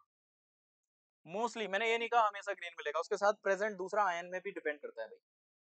हॉट कंडीशन में तो येलो है, कुछ नहीं कर सकते बहुत ज्यादा, लेकिन कोल्ड कंडीशन में देखो आपको याद करना है ग्रीन, और जनरली कोल्ड कंडीशन वाले बीट कलर पूछे जाएंगे, है ना। और आगे चल के ग्रीन ग्रीन बना हुआ है, इसका मतलब जो है फिर आगे बीट का जो फॉर्मूला है उसमें कोई चेंजेस नहीं आ रहे होंगे। आ रहे होते तो फिर कलर में कुछ ना कुछ फर्क पड़ता है। मतलब क्रोमियम यहाँ पर रिड्यूस भी नहीं हो रहा होगा, लोअर वैलेंसी का मेटाबोरेट भी नहीं बन रहा होगा, तो ये समझ में आ गया। कोबाल्ट को थोड़ा याद करना पड़ेगा यार, कोबाल्ट 2+ एनहाइड्रस जो होता है वो ब्लू होता है, हाइड्रेटेड फॉर्म में, हाइड्रेटेड में अगर इसके साथ वाटर ऑफ क्रिस्टलाइजेशन लगा दें तो पिंक कलर का होता है। ये सारे कलर धीरे धीरे याद हो जाएंगे, डोंट वरी, 10 से 15 बार रिपीट होने वाले आगे चल के। तो पहले स्टार्टिंग पोर्शन एनायन पे अगर दम लगा ली, कैटायन मान लो हो गया, क्योंकि रिपीट है। कोबाल्ट का इसलिए कलर ब्लू दिख रहा है, यहाँ भी ब्लू दिख रहा है, मतलब कोबाल्ट +2 वाला होगा, ये अंदाजा लग गया। और आगे भी ब्लू है, बढ़िया है ना, चारों कलर सेम हो रहे हैं, मतलब बीट जो बन गई वो बन गई, उसमें कोई चेंजेस भी नहीं आ रहे। कितना आसानी से याद हुआ। मैंगनीज में चलो भाई, मैंगनीज, मैंगनीज का कोई कंपाउंड सोचो, KMnO4, KMnO4 इंटेंस पिंक या पर्पल, कुछ कुछ वैसा ही। मैंगनीज यहाँ वॉयलेट दिख रहा है, यहाँ रेड वॉयलेट या वॉयलेट का ही थोड़ा सा दूसरा वर्जन है, या वॉयलेट ही बोल सकते हो ऑलमोस्ट। पर मैं ये नहीं कह रहा हूँ कि मैंगनीज वहां +7 में, बस एक अंदाजा, एक लिंक करवाने की कोशिश कर रहा हूँ आगे चल के। लेकिन दोनों फॉर्म कलरलेस है, कोई दिक्कत नहीं है यहाँ पर। इंपॉर्टेंट क्या है, निकेल और मैंगनीज का ये वॉयलेट कलर, क्योंकि वॉयलेट पूछा गया है और पूछा भी जाता रहता है, तो वॉयलेट निकेल का आ रहा है। निकेल के लेकिन कलर जनरली वॉयलेट नहीं होते, कुछ कंपाउंड्स होते हैं, कुछ होते हैं लेकिन ज्यादातर नहीं। रेडिश ब्राउन, और यहाँ पर दोनों में ग्रे मिल रहा है, मतलब निकेल के केस में हमें थोड़ा हार्ड होने वाला है याद करने में, है ना। तो ये कलर थोड़ा सा लिंक करो, देखो कुछ तो याद हो ही गए होंगे अभी तुम्हें, और ऐसे थोड़ा सा ध्यान से सुनते रहो, रिकॉल करो, आसानी से याद होगा। चलो आगे बढ़ते हैं ना, आगे देखो, अच्छे से देख लो भाई, कलर वाला एकदम इंपॉर्टेंट रखना है। तो बोरेक्स बीट टेस्ट की कुछ लास्ट बातें और कुछ एक तरह से ऐसा बोले कि कुछ मिसलिनियस बातें और जो मेन बातें हैं वो सारी कर ली अपन ने। मिसलिनियस बातें क्या क्या भैया, ये जो स्वेलिंग कैरेक्टरिस्टिक्स आया था, वो जो डिस्क्रिप्टेशन हुआ था, इज ड्यू टू व्हाट, वो जो वाटर ऑफ क्रिस्टलाइजेशन है उनके लॉस होने की वजह से हुआ था। Is due to what, loss of water of crystallization. ठीक है, अब ऐसा तो जरूरी नहीं है, but it is not mandatory कि सबके सब ऐसा शो करें, मतलब जिनके पास वाटर ऑफ क्रिस्टलाइजेशन हो वो स्वेल हो, डिस्क्रिप्टेशन शो करें, क्रैकलिंग साउंड प्रोड्यूस करें। तो एक तो ये बात ध्यान रखना है अपन को, है ना, कि स्वेलिंग कैरेक्टरिस्टिक्स बोरेक्स का कंपलसरी है, लेकिन बोरेक्स जैसा कोई और उठाओगे सबके साथ ऐसा होगा, बिल्कुल जरूरी नहीं है। जनरलाइज कुछ भी नहीं करना है, केमिस्ट्री का सिंपल रूल है भाई। एलम्स को देखो जरा, एलम्स जो होते हैं, एलम्स, है ना, कोई एक एलम का फॉर्मूला लिख लेते हैं समझने के लिए।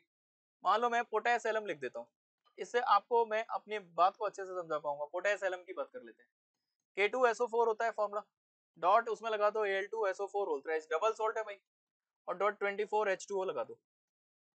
ठीक है, तो एलम जो होते हैं they also show swelling characteristics, but end of the day वो बीट टाइप का नहीं बनता है। एंड ऑफ द डे क्या होता है, बट स्ट्रॉन्ग हीटिंग के बाद they are converted into what, amorphous powder. Unlike glassy bead जो बोरेक्स के केस में मिला था, यहाँ पर भी वाटर ऑफ क्रिस्टलाइजेशन थे, ये भी स्वेल होना चाहिए था, बाद में चल के बीट बनना चाहिए था, पर ऐसा नहीं होता। तो मतलब वो बीट वाली जो टेंडेंसी है बोरेक्स की, ऐसा नहीं कि जहां दिखे वाटर ऑफ क्रिस्टलाइजेशन लगा दो बीट बन जाएगी एंड में, तो भूलना मत। एक छोटा सा क्वेश्चन उठा लिया था मैंने यहाँ पर कि इनमें से कौन सा जो है ना बीट टेस्ट देगा, बोरेक्स बीट टेस्ट कौन देगा। चलो, तो बोरेक्स बीट टेस्ट कौन देगा, एक तो हमें ये सीखने में आया था कलर्ड जो होगा वो दे सकता है, दूसरा ये हमें समझ में आया था कि डी ब्लॉक के आयंस या ट्रांजिशन मेटल आयन ज्यादा बेटर रहेंगे इसके लिए, और हमारे सारे एग्जांपल भी वही थे। मतलब यहाँ पर अपन आसानी से बता सकते हैं कि इनमें से कौन देगा। भाई एल्यूमिनियम तो कलरलेस ही होगा, इस फॉर्म में +3 है और कॉन्फ़िगरेशन भी बढ़िया से क्या फुली फिल टाइप का है। लेड 2+ फ्लेम टेस्ट में ब्लू आया था, याद रखना, अभी नहीं है। टिन भी हमारे एग्जांपल में नहीं था हमारे पास, लेकिन Mn था, Mn3+ था, वायलेट कलर, याद करो वायलेट। तो ये आसानी से पिक कर लिया ना, बस एक बार सुनने की जरूरत है और क्वेश्चन ऐसे ही मिलेंगे।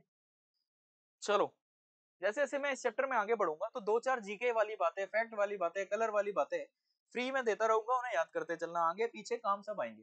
ठीक है, उसी में एक इंपॉर्टेंट बात मैंने यहाँ लिख दी है, Na2MnO4 ग्रीन कलर की बीट होती है, लेकिन मैं ये नहीं कह रहा हूँ कि बोरेक्स बीट टेस्ट में बनती है, ये एक अलग टाइप की बीट टेस्ट में बनती है जो आगे पढ़ेंगे अपन।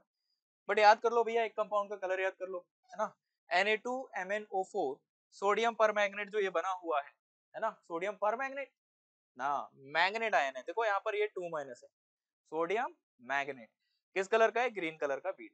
तो ऐसे याद कर लो, है ना। और थोड़ी देर में ना आपको मैं ये कलर 1 मिनट में याद भी करवा दूंगा, डोंट वरी। ये सारे कलर जो है पहले से अपन प्रिडिक्ट कर लेंगे क्या क्या होंगे, और फिर आपको याद करने में दिक्कत नहीं होगी। आपको जब जब परमैंगनेट मिल जाए आप देख लेना, हमेशा आपको क्या मिलने वाला है, ग्रीन ही मिलने वाला है। जैसे फॉर एग्जाम्पल मैंने रैंडमली एक कंपाउंड लिखा K2MnO4 और तुक्का लगाने बोला है, तो एक कंपाउंड ऐसा याद कर लिया अपन ने, सोडियम की जगह पोटेशियम ही है, और यहाँ पर सोडियम या पोटेशियम की वजह से तो कोई कलर है नहीं, तो बेसिकली यहाँ पर ये भी किस कलर का हो जाएगा, पोटेशियम मैग्नेट, ग्रीन कलर का। और भी कंपाउंड लिख सकते हैं, तो याद करो भाई, एक आध दो कलर याद करो। चलो आगे बढ़ते हैं भाई, कुछ जीके जीके वाली बातें खेल लेते हैं, फॉर्मुले वॉर्मुले पता होने चाहिए, इनके आगे जरूरत पड़ती रहेगी। फैक्ट्स एंड फॉर्मुलेस क्या क्या है अपने पास, देखो जरा।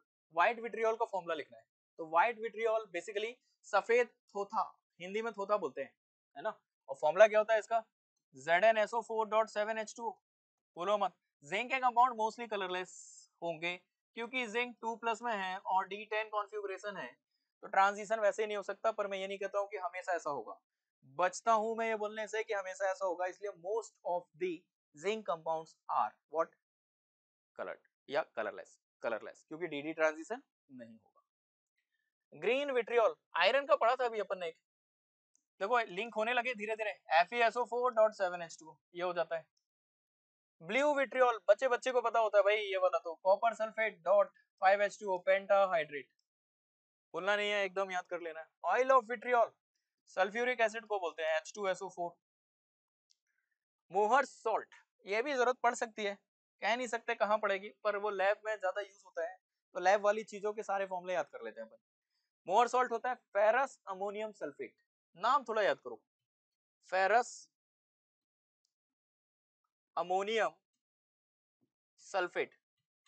फॉर्मूला हम यहां से बना लेंगे भाई, फेरस सल्फेट का फॉर्मूला क्या होता है FeSO4, अमोनियम सल्फेट का क्या होता है NH4 होल ट्वाइस SO4, और वाटर ऑफ क्रिस्टलाइजेशन 4 रटने पड़ेंगे भाई, .6H2। ठीक है, एक बात ये याद रख लो। पोटेस एलम, एलम एलम की कहानी पहले थोड़ा डिस्कस करते हैं ना।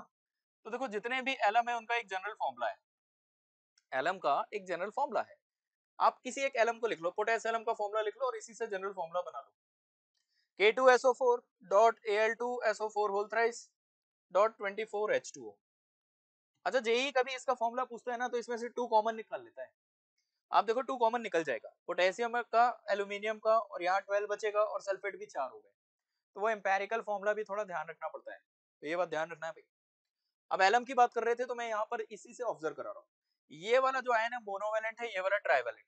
तो मोनोवेलेंट को अपन M-2SO4 लिख लेते हैं, और ट्राइवेलेंट के साथ जो फॉर्मूला बनेगा M" whole twice SO4 whole thrice लिख लेते हैं, .24H2O लगा लेते हैं, क्योंकि मोस्टली सब में इतने वाटर ऑफ क्रिस्टलाइजेशन होते हैं, है ना।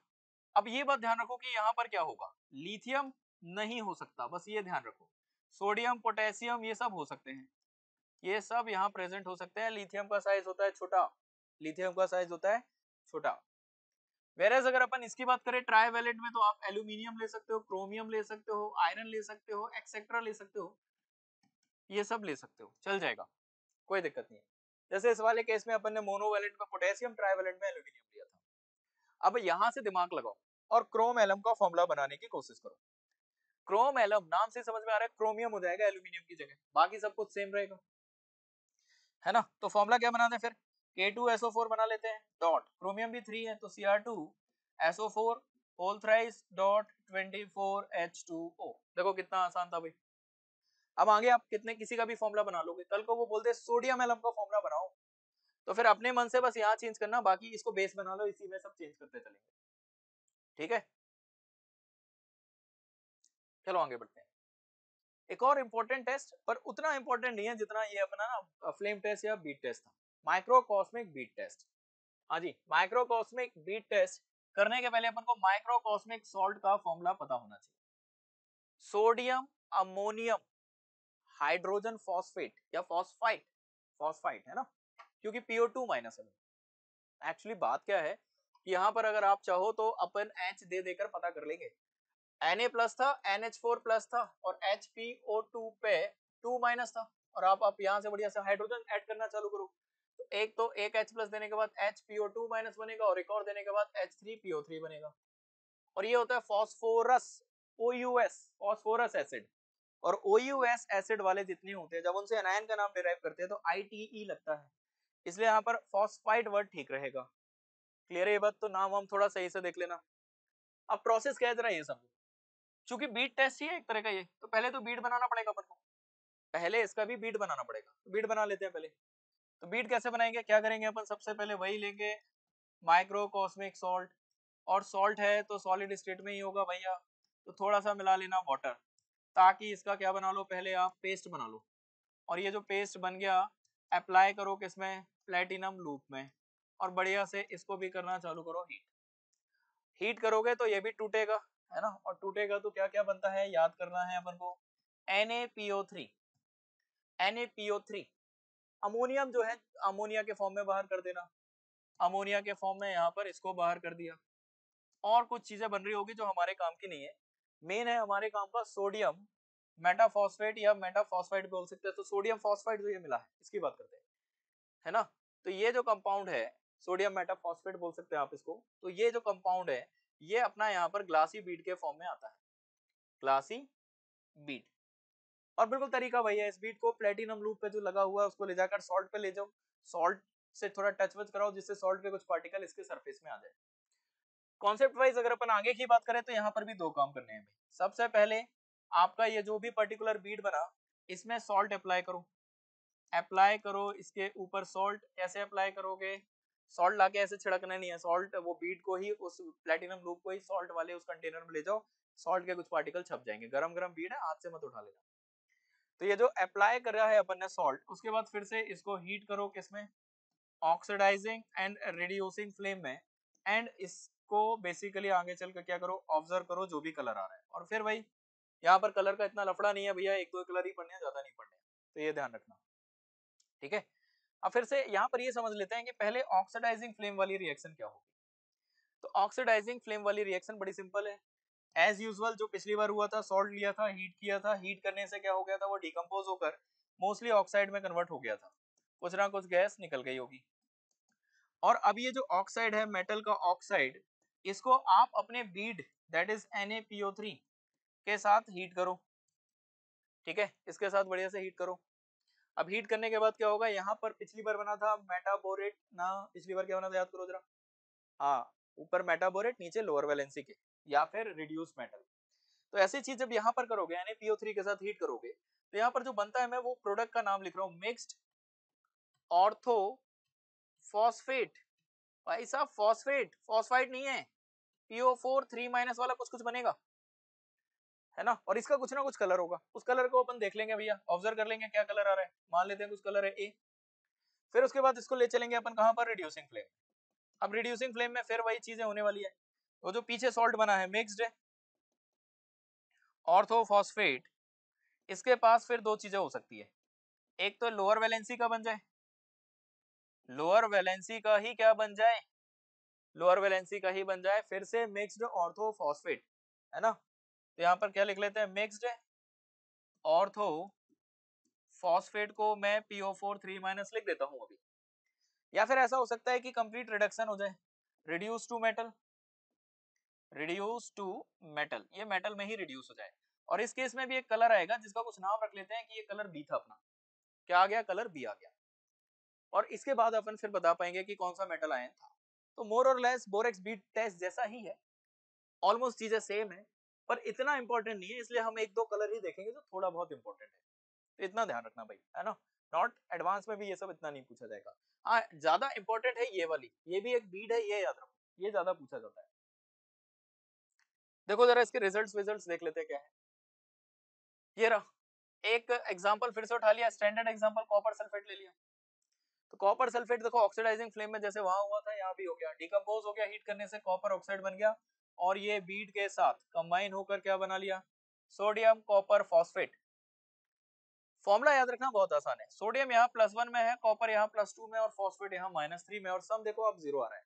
और ये एक तरह का मिक्स्ड ऑर्थोफॉस्फेट है, बिकॉज इसमें एक से ज्यादा कैटायन, फॉस्फेट नहीं है, मिक्स्ड ऑर्थोफॉस्फेट है ना, मोर देन वन कैटायन है, इसमें क्या है, एक से ज्यादा कैटायन प्रेजेंट है, इसलिए ऐसा हो रहा है। यहाँ पर मैं लिख लेता हूँ कि इसको मिक्स्ड क्यों बोल रहा हूँ, because more than one cation are present. ऐसा कभी सॉल्ट, ऐसा कभी कोई सॉल्ट बन जाए जिसमें एनायन भी एक से ज्यादा टाइप के हो, तो उन्हें भी बोल सकते हो आप मिक्स सॉल्ट। अब देखो उसी पर्टिकुलर जो ब्लू कलर की है यहाँ पर जो बीट बनी है, उसको लेकर चले अपन कहाँ पर, रिड्यूसिंग फ्लेम में। कॉपर की बिहेवियर में ज्यादा फर्क पड़ नहीं रहा है, पिछली बार भी वो पूरी तरह से मेटालिक फॉर्म में रिड्यूस हो गया था, इसमें भी क्या हो गया, मेटालिक फॉर्म में रिड्यूस हो रहा है, और कॉपर रिड्यूस होकर किस फॉर्म का हो गया, फिर रेड कलर का। तो बोरेक्स बीट टेस्ट और इसके रिजल्ट काफी हद तक क्या आ रहे हैं, एकदम सेम आ रहे हैं, है ना। तो बहुत आसान था, कुछ खास था नहीं इसमें। कुछ एक दो एग्जांपल और मैं बता देता हूँ, they are very less important, भाई मैं साफ साफ कह रहा हूँ लेस इंपॉर्टेंट है, पर याद हो जाए तो बहुत अच्छी बात है ना। ये जो बीड है अपनी बीड, अगर मान लो कॉपर ऑक्साइड के साथ अपन हीट कर रहे थे ऑक्सीडाइजिंग फ्लेम में, तो NaCuPO4 बना था, ब्लू कलर की बीड आ गई थी। इसकी जगह मान लो कि कोबाल्ट होता, कोबाल्ट का कोई सॉल्ट होता, तो कोबाल्ट के केस में भी ब्लू बीड आती है। और याद करो कोबाल्ट वाले कलर ब्लू बताए थे, एनहाइड्रस में कोबाल्ट 2+ ब्लू था, तो कुछ लिंक हो गया, भूलेंगे नहीं ना अपन, लिंक करेंगे सब कुछ।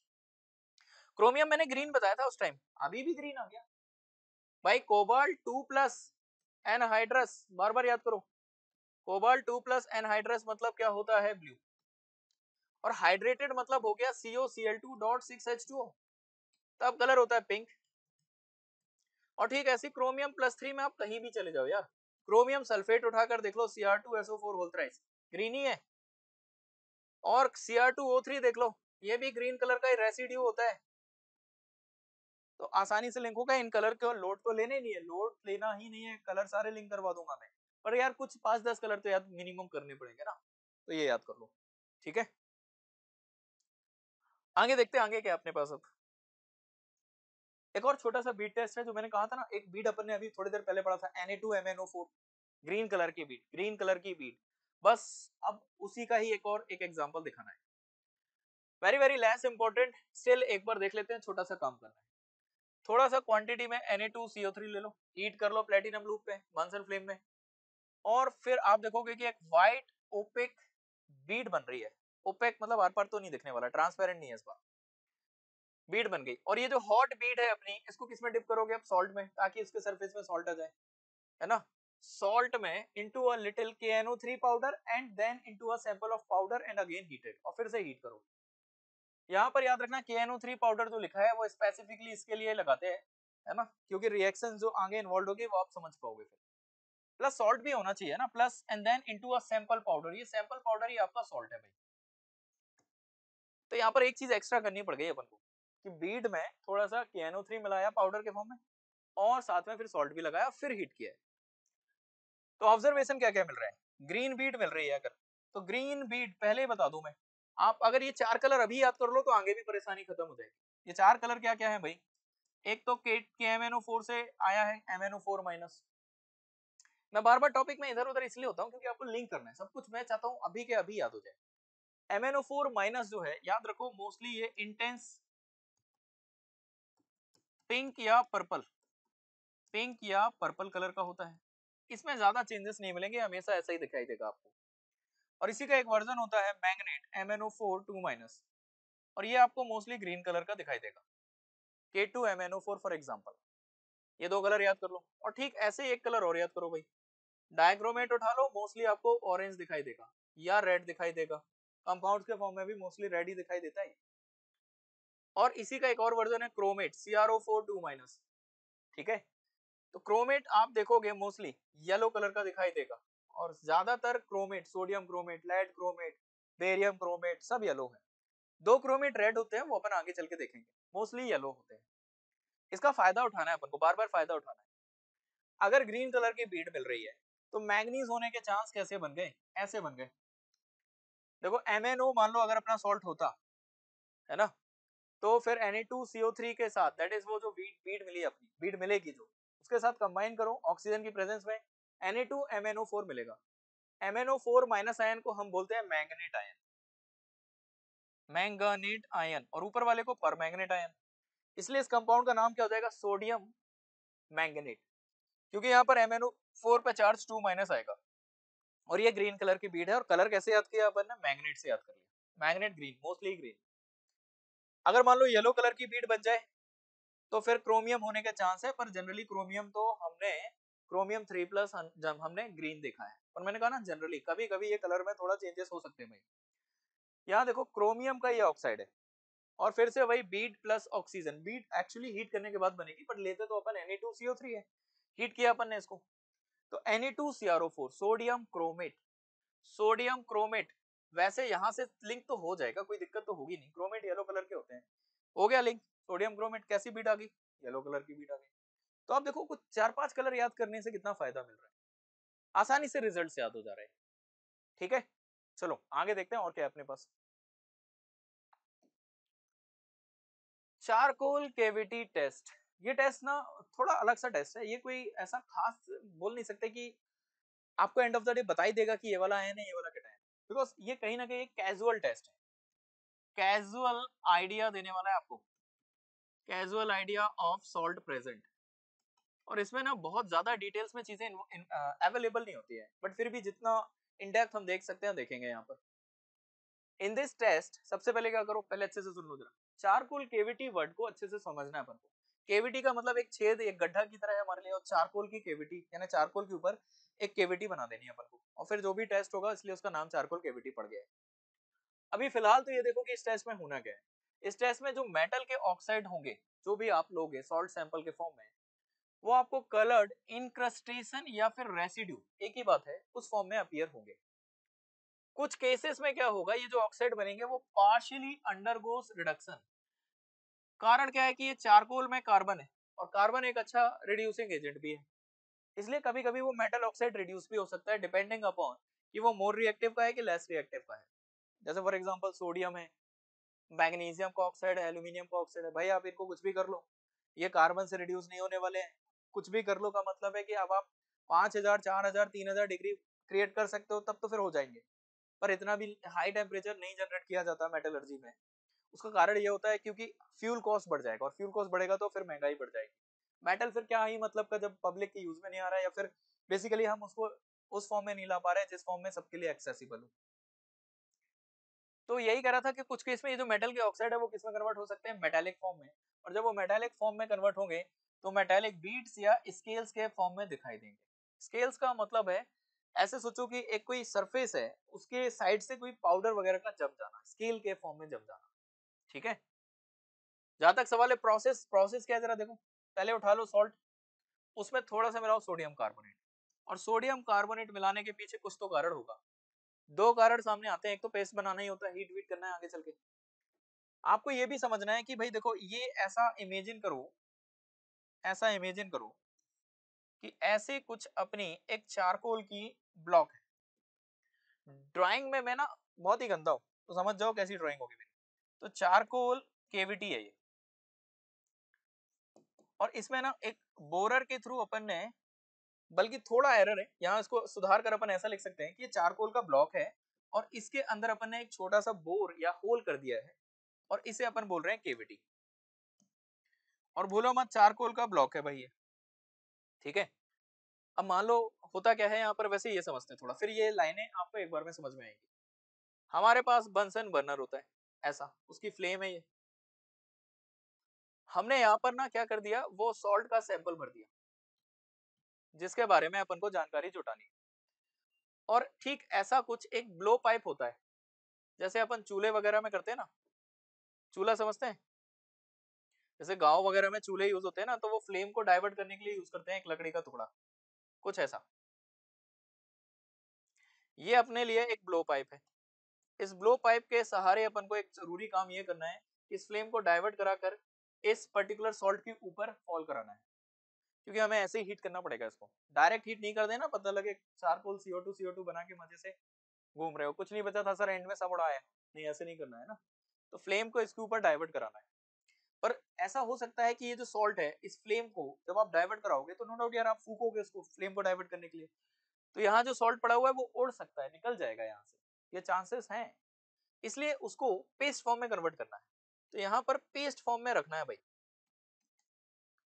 अब पेस्ट फॉर्म में कन्वर्ट करने का काम है सोडियम कार्बोनेट का, और सोडियम कार्बोनेट का एक काम और होगा कि जो भी सॉल्ट होगा, मान लेते हैं कोई सॉल्ट है अपने पास, तो उसमें पक्का कुछ ना कुछ कैटायन और एनायन तो प्रेजेंट हो गए होंगे, और सोडियम कार्बोनेट के साथ अपन क्या करेंगे, उसको मिक्स करके पेस्ट में कन्वर्ट करेंगे, जिससे थोड़ा सा क्या होगा, अपना जो कैटायन है वो कार्बोनेट के साथ पहुंच जाएगा, एनायन सोडियम के साथ पहुंच जाएगा, ऐसा कुछ हो जाएगा। और कार्बोनेट क्या होते हैं, हीट करने से जल्दी डिकम्पोज होते हैं। सल्फेट वाला कोई सॉल्ट हुआ तो आपको टाइम लग जाएगा, क्या पता डिकम्पोज हो भी ना। इसलिए कार्बोनेट फॉर्म में कन्वर्ट कर लो, क्योंकि कार्बोनेट फॉर्म में आसानी से चीजें डिकम्पोज हो जाती है ना। अल्कली मेटल कार्बोनेट को छोड़ दिया जाए तो ये कार्बोनेट को जब अपन हीट करेंगे तो ये किस में कन्वर्ट हो जाएगा, ऑक्साइड में। और ये वही ऑक्साइड है जो अपन कह रहे थे कि यहाँ पर जो मेटल ऑक्साइड है वो अपन को मिलेगा रेसिड्यू के फॉर्म में। और कभी कभी हो सकता है कि ये मेटल ऑक्साइड कोक की प्रेजेंस में रिड्यूस होकर मेटल में ही कन्वर्ट हो जाए, ऐसा भी हो सकता है भाई। इसलिए यहाँ पर मैंने कहा कि सोडियम कार्बोनेट मिलाओ, थोड़ा सा मिलाओ, पर किस लिए मिलाओ, ताकि वोलेटाइल या फिर सॉरी इजिली अपन उसे डिकम्पोज कर पाए और साथ में पेस्ट फॉर्म में कन्वर्ट कर पाए। और फिर बढ़िया से हीट करो, और याद रखना थोड़ा सा वाटर भी मिला लेना, पेस्ट वगैरह अच्छे से बनाना है। ठीक है, और फिर यहाँ पर ये जो मेटल मिला है और यहाँ ये जो ऑक्साइड बना है, ये जो चारकोल केविटी के अंदर बना हुआ है, इस केविटी को ऑब्जर्व करो। मोस्ट ऑफ द टाइम ये केविटी चार टाइप की हो सकती है। उससे अपन क्या क्या कंक्लूजन निकाल सकते हैं ये देखते हैं जरा। अब देखो यहाँ पर समझो जरा, पहले तो एक दो एग्जांपल समझो। मान लो कि वो सॉल्ट सैंपल जिंक सल्फेट था, तो हमने क्या मिला दिया, थोड़ा सा वाटर और सोडियम कार्बोनेट, तो जिंक कार्बोनेट बन गया। फिर वो बंसन फ्लेम को डाइवर्ट करके हीट किया, हीट करने से जिंक ऑक्साइड बन गया। और ये जिंक ऑक्साइड की खास बात क्या है, very important, very very important कर लेना, कि ये जिंक ऑक्साइड जो है येलो कलर का दिखाई देगा जब ये गर्म होगा, और अगर ये ठंडा कर दो तो व्हाइट कलर का दिखाई देने लगेगा। So yellow when hot but white when cold. एक तो ये हो गया। जैसे मान लो कॉपर का अगर अपन सॉल्ट लेते हैं, तो कॉपर कार्बोनेट बना लेते हैं, पहले हीट करते हैं, कॉपर ऑक्साइड बना लेते हैं, और कॉपर थोड़ा सा क्या है भाई, कॉपर थोड़ा सा क्या है, लेस स्टेबल ऑक्साइड होंगे बिकॉज उसकी रिएक्टिविटी उतनी ज्यादा नहीं है, और कॉपर के केस में ये पूरी तरह से रिड्यूस हो जाता है, और कॉपर एंड में मेटालिक फॉर्म में रेडिश स्केल के फॉर्म में दिखाई देता है। तो आपको ये दो रिजल्ट बस लैब मैनुअल में गिवन है, लेकिन हम एडवांस के लिए भी साथ में पढ़ रहे हैं तो अपन आगे का भी और कॉन्सेप्ट समझते हैं जरा। पहले ये दो बातें समझो, और फिर मैंने क्या बोला था, वैसे ओवरऑल देखा जाए तो चार टाइप के केविटी ऑब्जर्व किए गए। चार टाइप के केविटी कौन कौन से? हीट करने के बाद हो सकता है कि आपकी केविटी एकदम स्मूथ केविटी हो, एकदम बढ़िया से स्मूथ केविटी हो। तो अगर स्मूथ केविटी होगा तो मोस्ट ऑफ द टाइम देखा गया है लेड, टिन, इस टाइप के मेटल आयन हो सकते हैं, कैजुअल आइडिया, बहुत श्योर नहीं है। दूसरा फ्यूमिंग केविटी, दूसरा ये ले लो, रफ केविटी या इंक्रस्टेशन, मतलब ऐसा खुरदुरा दिख रहा होगा, स्मूथ नहीं दिख रहा होगा, तो ये इंडिकेट करता है जनरली किसको, मेटल ऑक्साइड होने के चांस है, जैसे वो जिंक ऑक्साइड हो गया, उसमें आ सकती है ऐसी केविटी। तीसरा फ्यूमिंग केविटी, फ्यूम्स वगैरह निकल रहे हो, तो ये दो एलिमेंट याद कर लो या दो आयन याद कर लो, एक आर्सेनिक और एक एंटीमनी। ये क्या होता है, ऑक्सीजन के साथ अगर कंबाइन हो जाए तो ऑक्साइड फॉर्म में कन्वर्ट हो जाते हैं, और दोनों के दोनों वोलेटाइल ऑक्साइड है, सबसे अच्छी बात, और इन्हीं के हमें क्या दिख सकते हैं, फ्यूम्स। तो फ्यूमिंग केविटी फिर इंडिकेट करता है कि भैया आपके सॉल्ट में आर्सेनिक या एंटीमनी होने के चांस थे। और चौथा चौथा जो है अपने पास वो है व्हाइट केविटी। व्हाइट लेकिन साथ में इनफ्यूजेबल, इनफ्यूजेबल का मतलब होता है जिसे बहुत ज्यादा आसानी से अपन हीट करके आसानी से क्या मेल्ट वेल्ट नहीं कर सकते, या आसानी से अपन उसे तोड़ वोड़ नहीं सकते। इनफ्यूजेबल मतलब जो फ्यूज नहीं हो रहा है, या फिर ऐसा बोले जिसका नेचर जो है वो ऐसा है कि हीट सह सकता है, थर्मली रेजिस्टेंट। थर्मली रेजिस्टेंट होने का मतलब होता है कि भाई कितना भी हीट कर लो कोई फर्क नहीं पड़ता, और ऐसे मटेरियल बड़े काम के होते हैं, क्योंकि आगे चल के ये मटेरियल अपन एक लैंग्वेज में, मेटलर्जी की लैंग्वेज में बोलते हैं रिफ्रैक्टोरी मटेरियल। और रिफ्रैक्टोरी का मतलब यही होता है भाई, जो हाई हीट को सह सके, जो आसानी से मेल्ट ना हो, आसानी से डिकम्पोज ना हो। और ये जो रिफ्रैक्टोरी मटेरियल है भट्टिया वगैरह बनाने के लिए बड़ा काम आते हैं, क्योंकि मेटलर्जी में मेटल्स को एक्सट्रैक्ट करने में आपने देखा होगा कि काफी हाई टेम्परेचर की जरूरत पड़ती है, 1000, 1200, 2000। तो ऐसे कोई भट्टी बनी होनी चाहिए ऐसे मटेरियल से जो खुद ही ना मेल्ट हो जाए, खुद ही ना डिकम्पोज हो जाए। इस केस में हमारे पास चार ऑप्शन हो सकते हैं, चार पॉसिबल आउटकम हो सकते हैं, कि यहाँ पर टिन हो, जिंक हो, Mg हो, Al2 हो, क्योंकि ये चारों के चारों रिफ्रैक्टोरी मटेरियल होते हैं, इन चारों में से कोई हो सकता है। ठीक है, पर कौन ही होगा ये कैसे पता करें, ये कौन होगा कैसे पता करें? तो इस वाले केस में, फोर्थ वाले केस में हम मिलाते हैं इसी केविटी में 2 से 3 ड्रॉप कोबाल्ट नाइट्रेट की, और हीट करना फिर चालू करते हैं। तो इनफ्यूजेबल ये व्हाइट केविटी एक स्पेसिफिक कलर बेसिकली ऑब्टेन कर लेती है, और उस कलर से हम पहचान सकते हैं। बेसिकली इसके बाद वाला जो टेस्ट हम पढ़ने वाले हैं, कोबाल्ट नाइट्रेट टेस्ट जो पढ़ने वाले, वो इसी का कहीं ना कहीं क्या हुआ, एक्सटेंशन। तो लगे हाथ अपन क्या पढ़ लेते हैं अब जरा, कोबाल्ट नाइट्रेट टेस्ट। यहाँ से बहुत ज्यादा काम की इंफॉर्मेशन तो नहीं मिली, लेकिन ये दो बातें काफी ठीक थी, ये दो एग्जांपल काफी इंपॉर्टेंट थे, इसमें से ये लास्ट वाला केस काफी इंपॉर्टेंट था भाई। ठीक है, पहले चारकोल कैविटी के थोड़े से रिजल्ट्स, और फिर इसके बाद कोबाल्ट नाइट्रेट टेस्ट, वो कैविटी नंबर 4 का एक्सटेंशन देखो, उसके बाद अपन सॉल्युबिलिटी चार्ट भी देखेंगे, आगे चल के अपने पास क्या है, कोबाल्ट नाइट्रेट टेस्ट आएगा आएगा। तो अभी थोड़ा सबर कर लेते हैं, पहले अपन जरा चारकोल कैविटी के थोड़े रिजल्ट देख लेते हैं। अगर आपका जो रेसिड्यू है वो कैसा है, येलो कलर का है, हॉट कंडीशन पे है, लेकिन ठंडा करने पे व्हाइट हो जा रहा है, तो कोई मेटल की बीट नहीं बनी, ऑक्साइड रहा, वहां कौन रहा, जिंक ऑक्साइड, बड़ा इंपॉर्टेंट है भाई। ठीक है, ये ध्यान रखना। ये जिंक ऑक्साइड जो है येलो कलर का कैसे हो जाता है हॉट कंडीशन में, तो बिकॉज ऑफ डिफेक्ट। याद रखना ये डिफेक्ट हो जाते हैं, सॉलिड स्टेट में हमने एफ सेंटर डिफेक्ट पढ़े होंगे। अगर ऐसा है कि ब्राउन हो हॉट कंडीशन में, लेकिन ठंडा होने पे येलो हो जाए, और हो सकता है कि कुछ ग्रे कलर के बीट बीट मिल जाए जो पेपर को मार्क करते हो, पेपर में अगर उन्हें रखे तो मार्क छोड़ देते हो, लेड आयन के होने के चांस है भाई, लेड आयन के होने के चांस है, लेड ऐसा करता है ना। क्लियर है ये बात हमें? अगर कोई कैरेक्टरिस्टिक्स रेसिड्यू मिल ही नहीं रहा है ना, बल्कि उसकी जगह क्या मिल रहा है, कुछ रेड कलर के बीड्स मिल रहे हैं, या स्केल्स के फॉर्म में कुछ अपीयर हो रहा है, not in the form of oxide, तब फिर चांस है कॉपर होने के, बेसिकली एंड में कॉपर हो ही जाएगा, जो हमने एग्जांपल देखा भी था। व्हाइट कलर का रेसिड्यू, हाँ भाई व्हाइट तो चार चार थे, लेकिन साथ में ये नहीं पड़ा था उस टाइम की ग्लो भी करेगा हीटिंग में। पिछली बार बस व्हाइट कैविटी बोला था मैंने, तो अगर व्हाइट केविटी या व्हाइट रेसिड्यू के साथ हीट करने से वो ग्लो कर रहा हो तो फिर ये बेरियम, स्ट्रोंसियम या बेरियम, कैल्शियम और मैग्नीशियम हो सकता है। कोई मेटल की बीट नहीं बनेगी, ये रिड्यूस नहीं होने वाली। जब तक वो रिड्यूस नहीं होगा कोई बीट नहीं बनने वाली। कॉपर के केस में बीट इसलिए दिखाई दे रही थी अपन को, लेड के केस में भी थोड़ा बहुत रिडक्शन हो जाता है। अगर ब्लैक कलर का रेसिड्यू मिल जाए और कोई बीट ना हो तो कुछ नहीं कह सकते, नथिंग डेफिनेटली, जनरली कोई कलर्ड सॉल्ट होगा। ये बड़ा मजाक चल रहा है कि एक तरफ ब्लैक बोल रहा है एक तरफ कोई कलर्ड सॉल्ट। होता क्या है, बहुत सारे कलर्ड सॉल्ट जो होते हैं हीट करने से ऑक्साइड में कन्वर्ट हो जाते हैं और ऑक्साइड में फिर कन्वर्ट होकर वो ब्लैक कलर के हो जाते हैं। बहुत सारे हैं भाई, जैसे Cu copper oxide black colour का होता है पहले, अभी और बहुत सारे हैं, सिल्वर के ऑक्साइड थोड़ा उस नेचर के होते हैं। कह नहीं सकते ना, नथिंग डेफिनेट, बस हाँ कोई कलर्ड सॉल्ट रहा होगा जो ऑक्साइड में कन्वर्ट होकर ब्लैक कलर का हो गया होगा। ब्राउन कलर का अगर रेसिड्यू मिल रहा है, रेसिड्यू अगर मिल गया तो फिर बीट कैसे मिल सकती है? तो कैडमियम होने के चांसेस है, कैडमियम के केस में ऐसा होता है। और white residue with order of garlic, garlic की स्मेल आ रही है उसमें से, है ना, चूंकि रेसिड्यू में मिल रहा है तो इसका मतलब फिर बीट नहीं बनी होगी। आर्सेनिक होने के चांस है, और आर्सेनिक के केस में तो वोलेटाइल ऑक्साइड फ्यूमिंग केविटी मिली थी अपन को, ऐसे भी लिंक कर सकते हैं। जहां तक सवाल है इंपॉर्टेंस का, तो भाई first second results are very very important, और थोड़ा अगर बात करें तो थर्ड रिजल्ट काफी पूछा गया है, लेकिन ये सब भी उसी के रिजल्ट के पार्ट है। Now they are less important, but अब कुछ भी हो सकता है, अपन को सारी एकदम फुल पे तैयारी करके चलनी है, ठीक है। चलो आगे बढ़ते हैं। अब एक छोटा सा काम कर ले, सॉल्युबिलिटी से रिलेटेड भी थोड़ी बहुत चीजें देख ले, क्योंकि आगे बहुत सारे पीपीटी आने वाले हैं भाई, अंदाजा रहेगा कि ये पीपीटी हो सकता है ये नहीं हो सकता। तो एक बार जरा सॉल्युबिलिटी को एनालाइज करते हैं। सबसे पहले कार्बोनेट्स की बात कर लेते हैं। तो कार्बोनेट्स देखो, अल्कली मेटल के छोड़ दो और अमोनियम के कार्बोनेट छोड़ दो, बाकी सारे जनरली सॉल्युबल नहीं होते।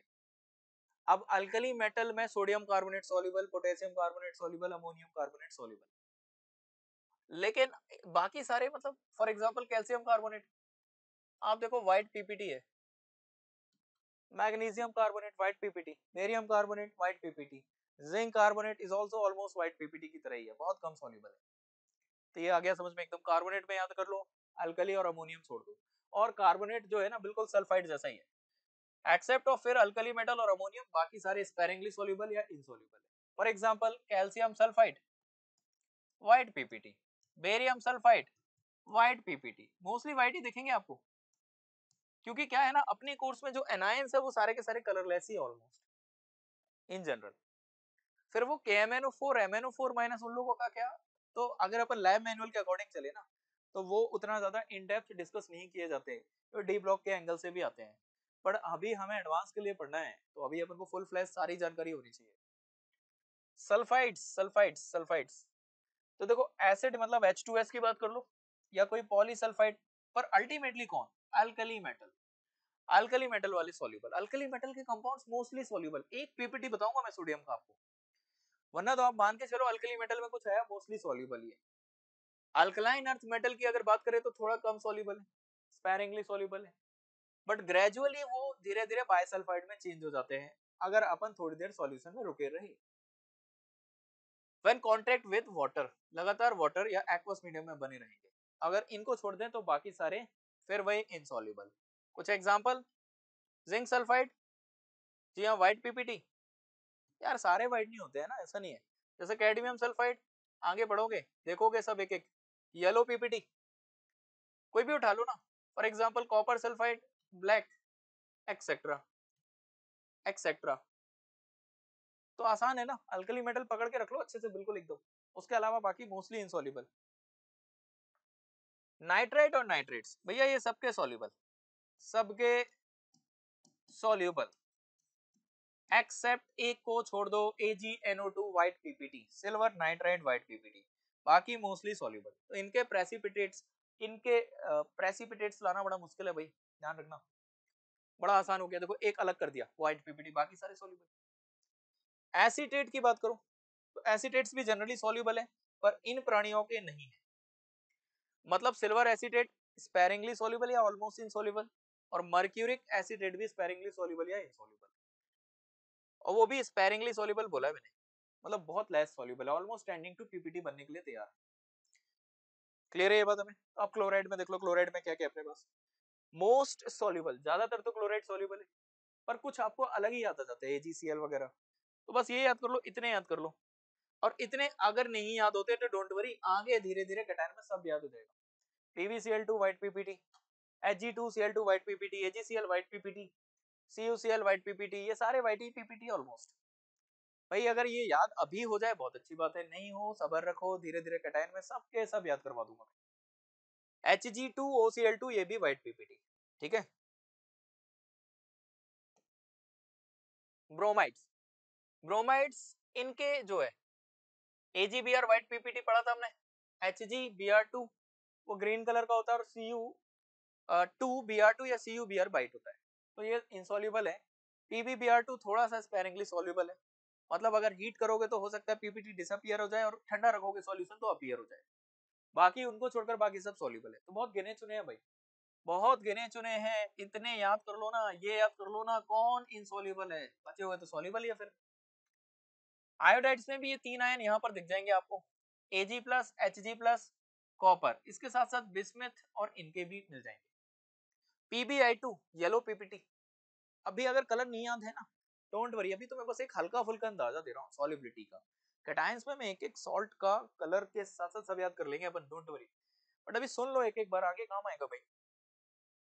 कॉपर देखो, कॉपर +1 ये सारे है ना, बाकी रेस्ट आर सॉल्युबल, इतने छोड़ दो। जैसे बिस्मथ का आयोडाइड होता है BiI3, ब्लैक कलर का होता है। कायदे से तो मैं ये भी बोलूंगा कि only iodide which is black is BiI3, और कोई ज्यादातर अपने पास ब्लैक आयोडाइड वाले है ही नहीं। हालांकि सबको देखेंगे अपन, PbI2, Cu2I2, Hg2I2 सब देखेंगे। हाँ अभी कुछ कुछ याद रख सकते हो तो याद रखो। सल्फेट की बात करते हैं, बेरियम सल्फेट और silver sulphate PPT insoluble. Barium sulphate हम सब जानते भी हैं। कैल्शियम सल्फेट और मर्क्यूरी का सल्फेट जो है स्लाइटली सॉल्युबल, मतलब थोड़ा बहुत डिसॉल्व हो जाते हैं, लैटिस एनर्जी में भी थोड़ा फर्क पड़ जाता है। और कुछ बेसिक सल्फेट, अब बेसिक सल्फेट का मतलब जैसे मैंने लिखा MgSO4.MgOH होल ट्वाइस, तो इस टाइप के सल्फेट मर्क्यूरी के, बिस्मुथ के और क्रोमियम के भी इनसॉल्युबल है। But these dissolves in dilute acid, तो बेसिक वाले एसिड में तो डिसॉल्व हो ही जाएंगे भाई, बेसिक वाले एसिड में डिसॉल्व हो ही जाएंगे, ऐसे सोचा करो तो आसानी से याद हो जाएगा अपन को। बाकी मोस्टली फिर सॉल्युबल है, sodium sulphate, potassium sulphate and so on. Phosphate देखो, फॉस्फेट अल्कली मेटल, फिर वही अल्कली मेटल के जनरली सॉल्युबल है ना, तो फॉस्फेट जो अल्कली मेटल के सॉल्युबल एक्सेप्ट लिथियम और ammonium are all soluble. Primary phosphates की बात करें, primary phosphates alkaline earth metal के सॉल्युबल होते हैं। फॉस्फेट्स को अपन पायरोफॉस्फेट दूसरे फॉर्म में भी कन्वर्ट कर सकते हैं, तो प्राइमरी फॉर्म जो है वो फॉस्फेट फॉर्म जो है उसमें तो सॉल्युबल है। All phosphates of other metal या उनके सेकेंडरी या टर्शियरी फॉस्फेट जो है अल्कलाइन अर्थ मेटल के, इवन वो भी स्पेरिंगली सॉल्युबल है। ध्यान रखना भैया, अल्कलाइन अर्थ मेटल के सेकेंडरी, टर्शियरी और बाकी सबके सीधे सीधे प्राइमरी भी स्पेरिंगली सॉल्युबल है या इनसॉल्युबल है। मतलब सॉल्युबल कौन है फिर, अल्कली मेटल वाले हो जाते हैं मोस्टली, और दूसरे क्या हो जाते हैं अल्कलाइन अर्थ मेटल में, प्राइमरी वाले, ओनली प्राइमरी वाले, सेकेंडरी टर्शियरी नहीं। इतने कुछ हैं जिसको अपन थोड़ा बहुत अगर अभी याद रखेंगे तो काफी फायदे में रहेंगे। कोबाल्ट नाइट्रेट टेस्ट में चलते हैं अपन, और फिर उसके बाद हम ब्रेक लेते हैं और फिर आगे कंटिन्यू करेंगे, है ना। तो अभी एक टेस्ट और कंप्लीट कर लेते हैं, कोबाल्ट नाइट्रेट टेस्ट।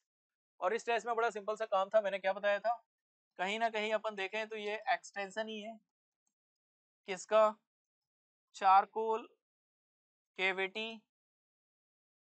टेस्ट का।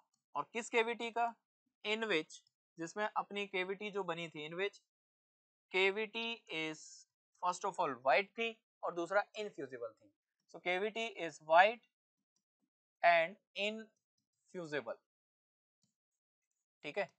तो इसमें करना क्या है भैया, ऐड कर लो आप बढ़िया से 1 से 2 या 2 से 3 ड्रॉप किसकी, कोबाल्ट नाइट्रेट की, CO NO3 होल ट्वाइस की, एंड अगेन हीट करो एंड ऑब्जर्व करो फिर से अपने केविटी को, and observe colour of cavity, और ऑब्जर्व कलर ऑफ केविटी। अब कलर से अपन को पता लग जाएगा, पर होगा क्या पहले ये समझ लेते हैं। कोबाल्ट नाइट्रेट मिलाने के बाद जब हम उसे हीट करेंगे तो ये डिकम्पोज हो जाता है, बन जाता है कोबाल्ट ऑक्साइड प्लस साथ में NO2 और साथ में O2। ठीक है, और हमारे पास 4 टाइप के व्हाइट रेसिड्यू वाले केस थे, zinc oxide, tin oxide, magnesium oxide और एल्यूमिनियम ऑक्साइड। और इन चारों में अपन ने क्या मिलाया है, कोबाल्ट नाइट्रेट। और यहाँ पर एक स्पेसिफिक कलर आएगा केविटी का, कलर ऑफ केविटी, जिसके बाद हम बता पाएंगे कि कौन सा वाला व्हाइट रेसिड्यू था वो। तो इतना सा काम करना है। चलो जरा देखते हैं रिजल्ट क्या है हमारे पास। ये रहे रिजल्ट। तो जिंक ऑक्साइड और कोबाल्ट ऑक्साइड, कोबाल्ट ऑक्साइड कैसे बना, कोबाल्ट नाइट्रेट को हीट किया और ये दोनों कंबाइन करके ZnO.CO या CO ZnO2 लिख सकते हैं। कलर याद कर लो, कोबाल्ट के केस में जो अपनी केविटी है वो रिनमांस ग्रीन कलर की हो जाती है। एक्चुअल में रिनमान ये प्राणी जिसने इंटीग्रेशन में ये वाला सिंबल दिया था उसी का नाम था।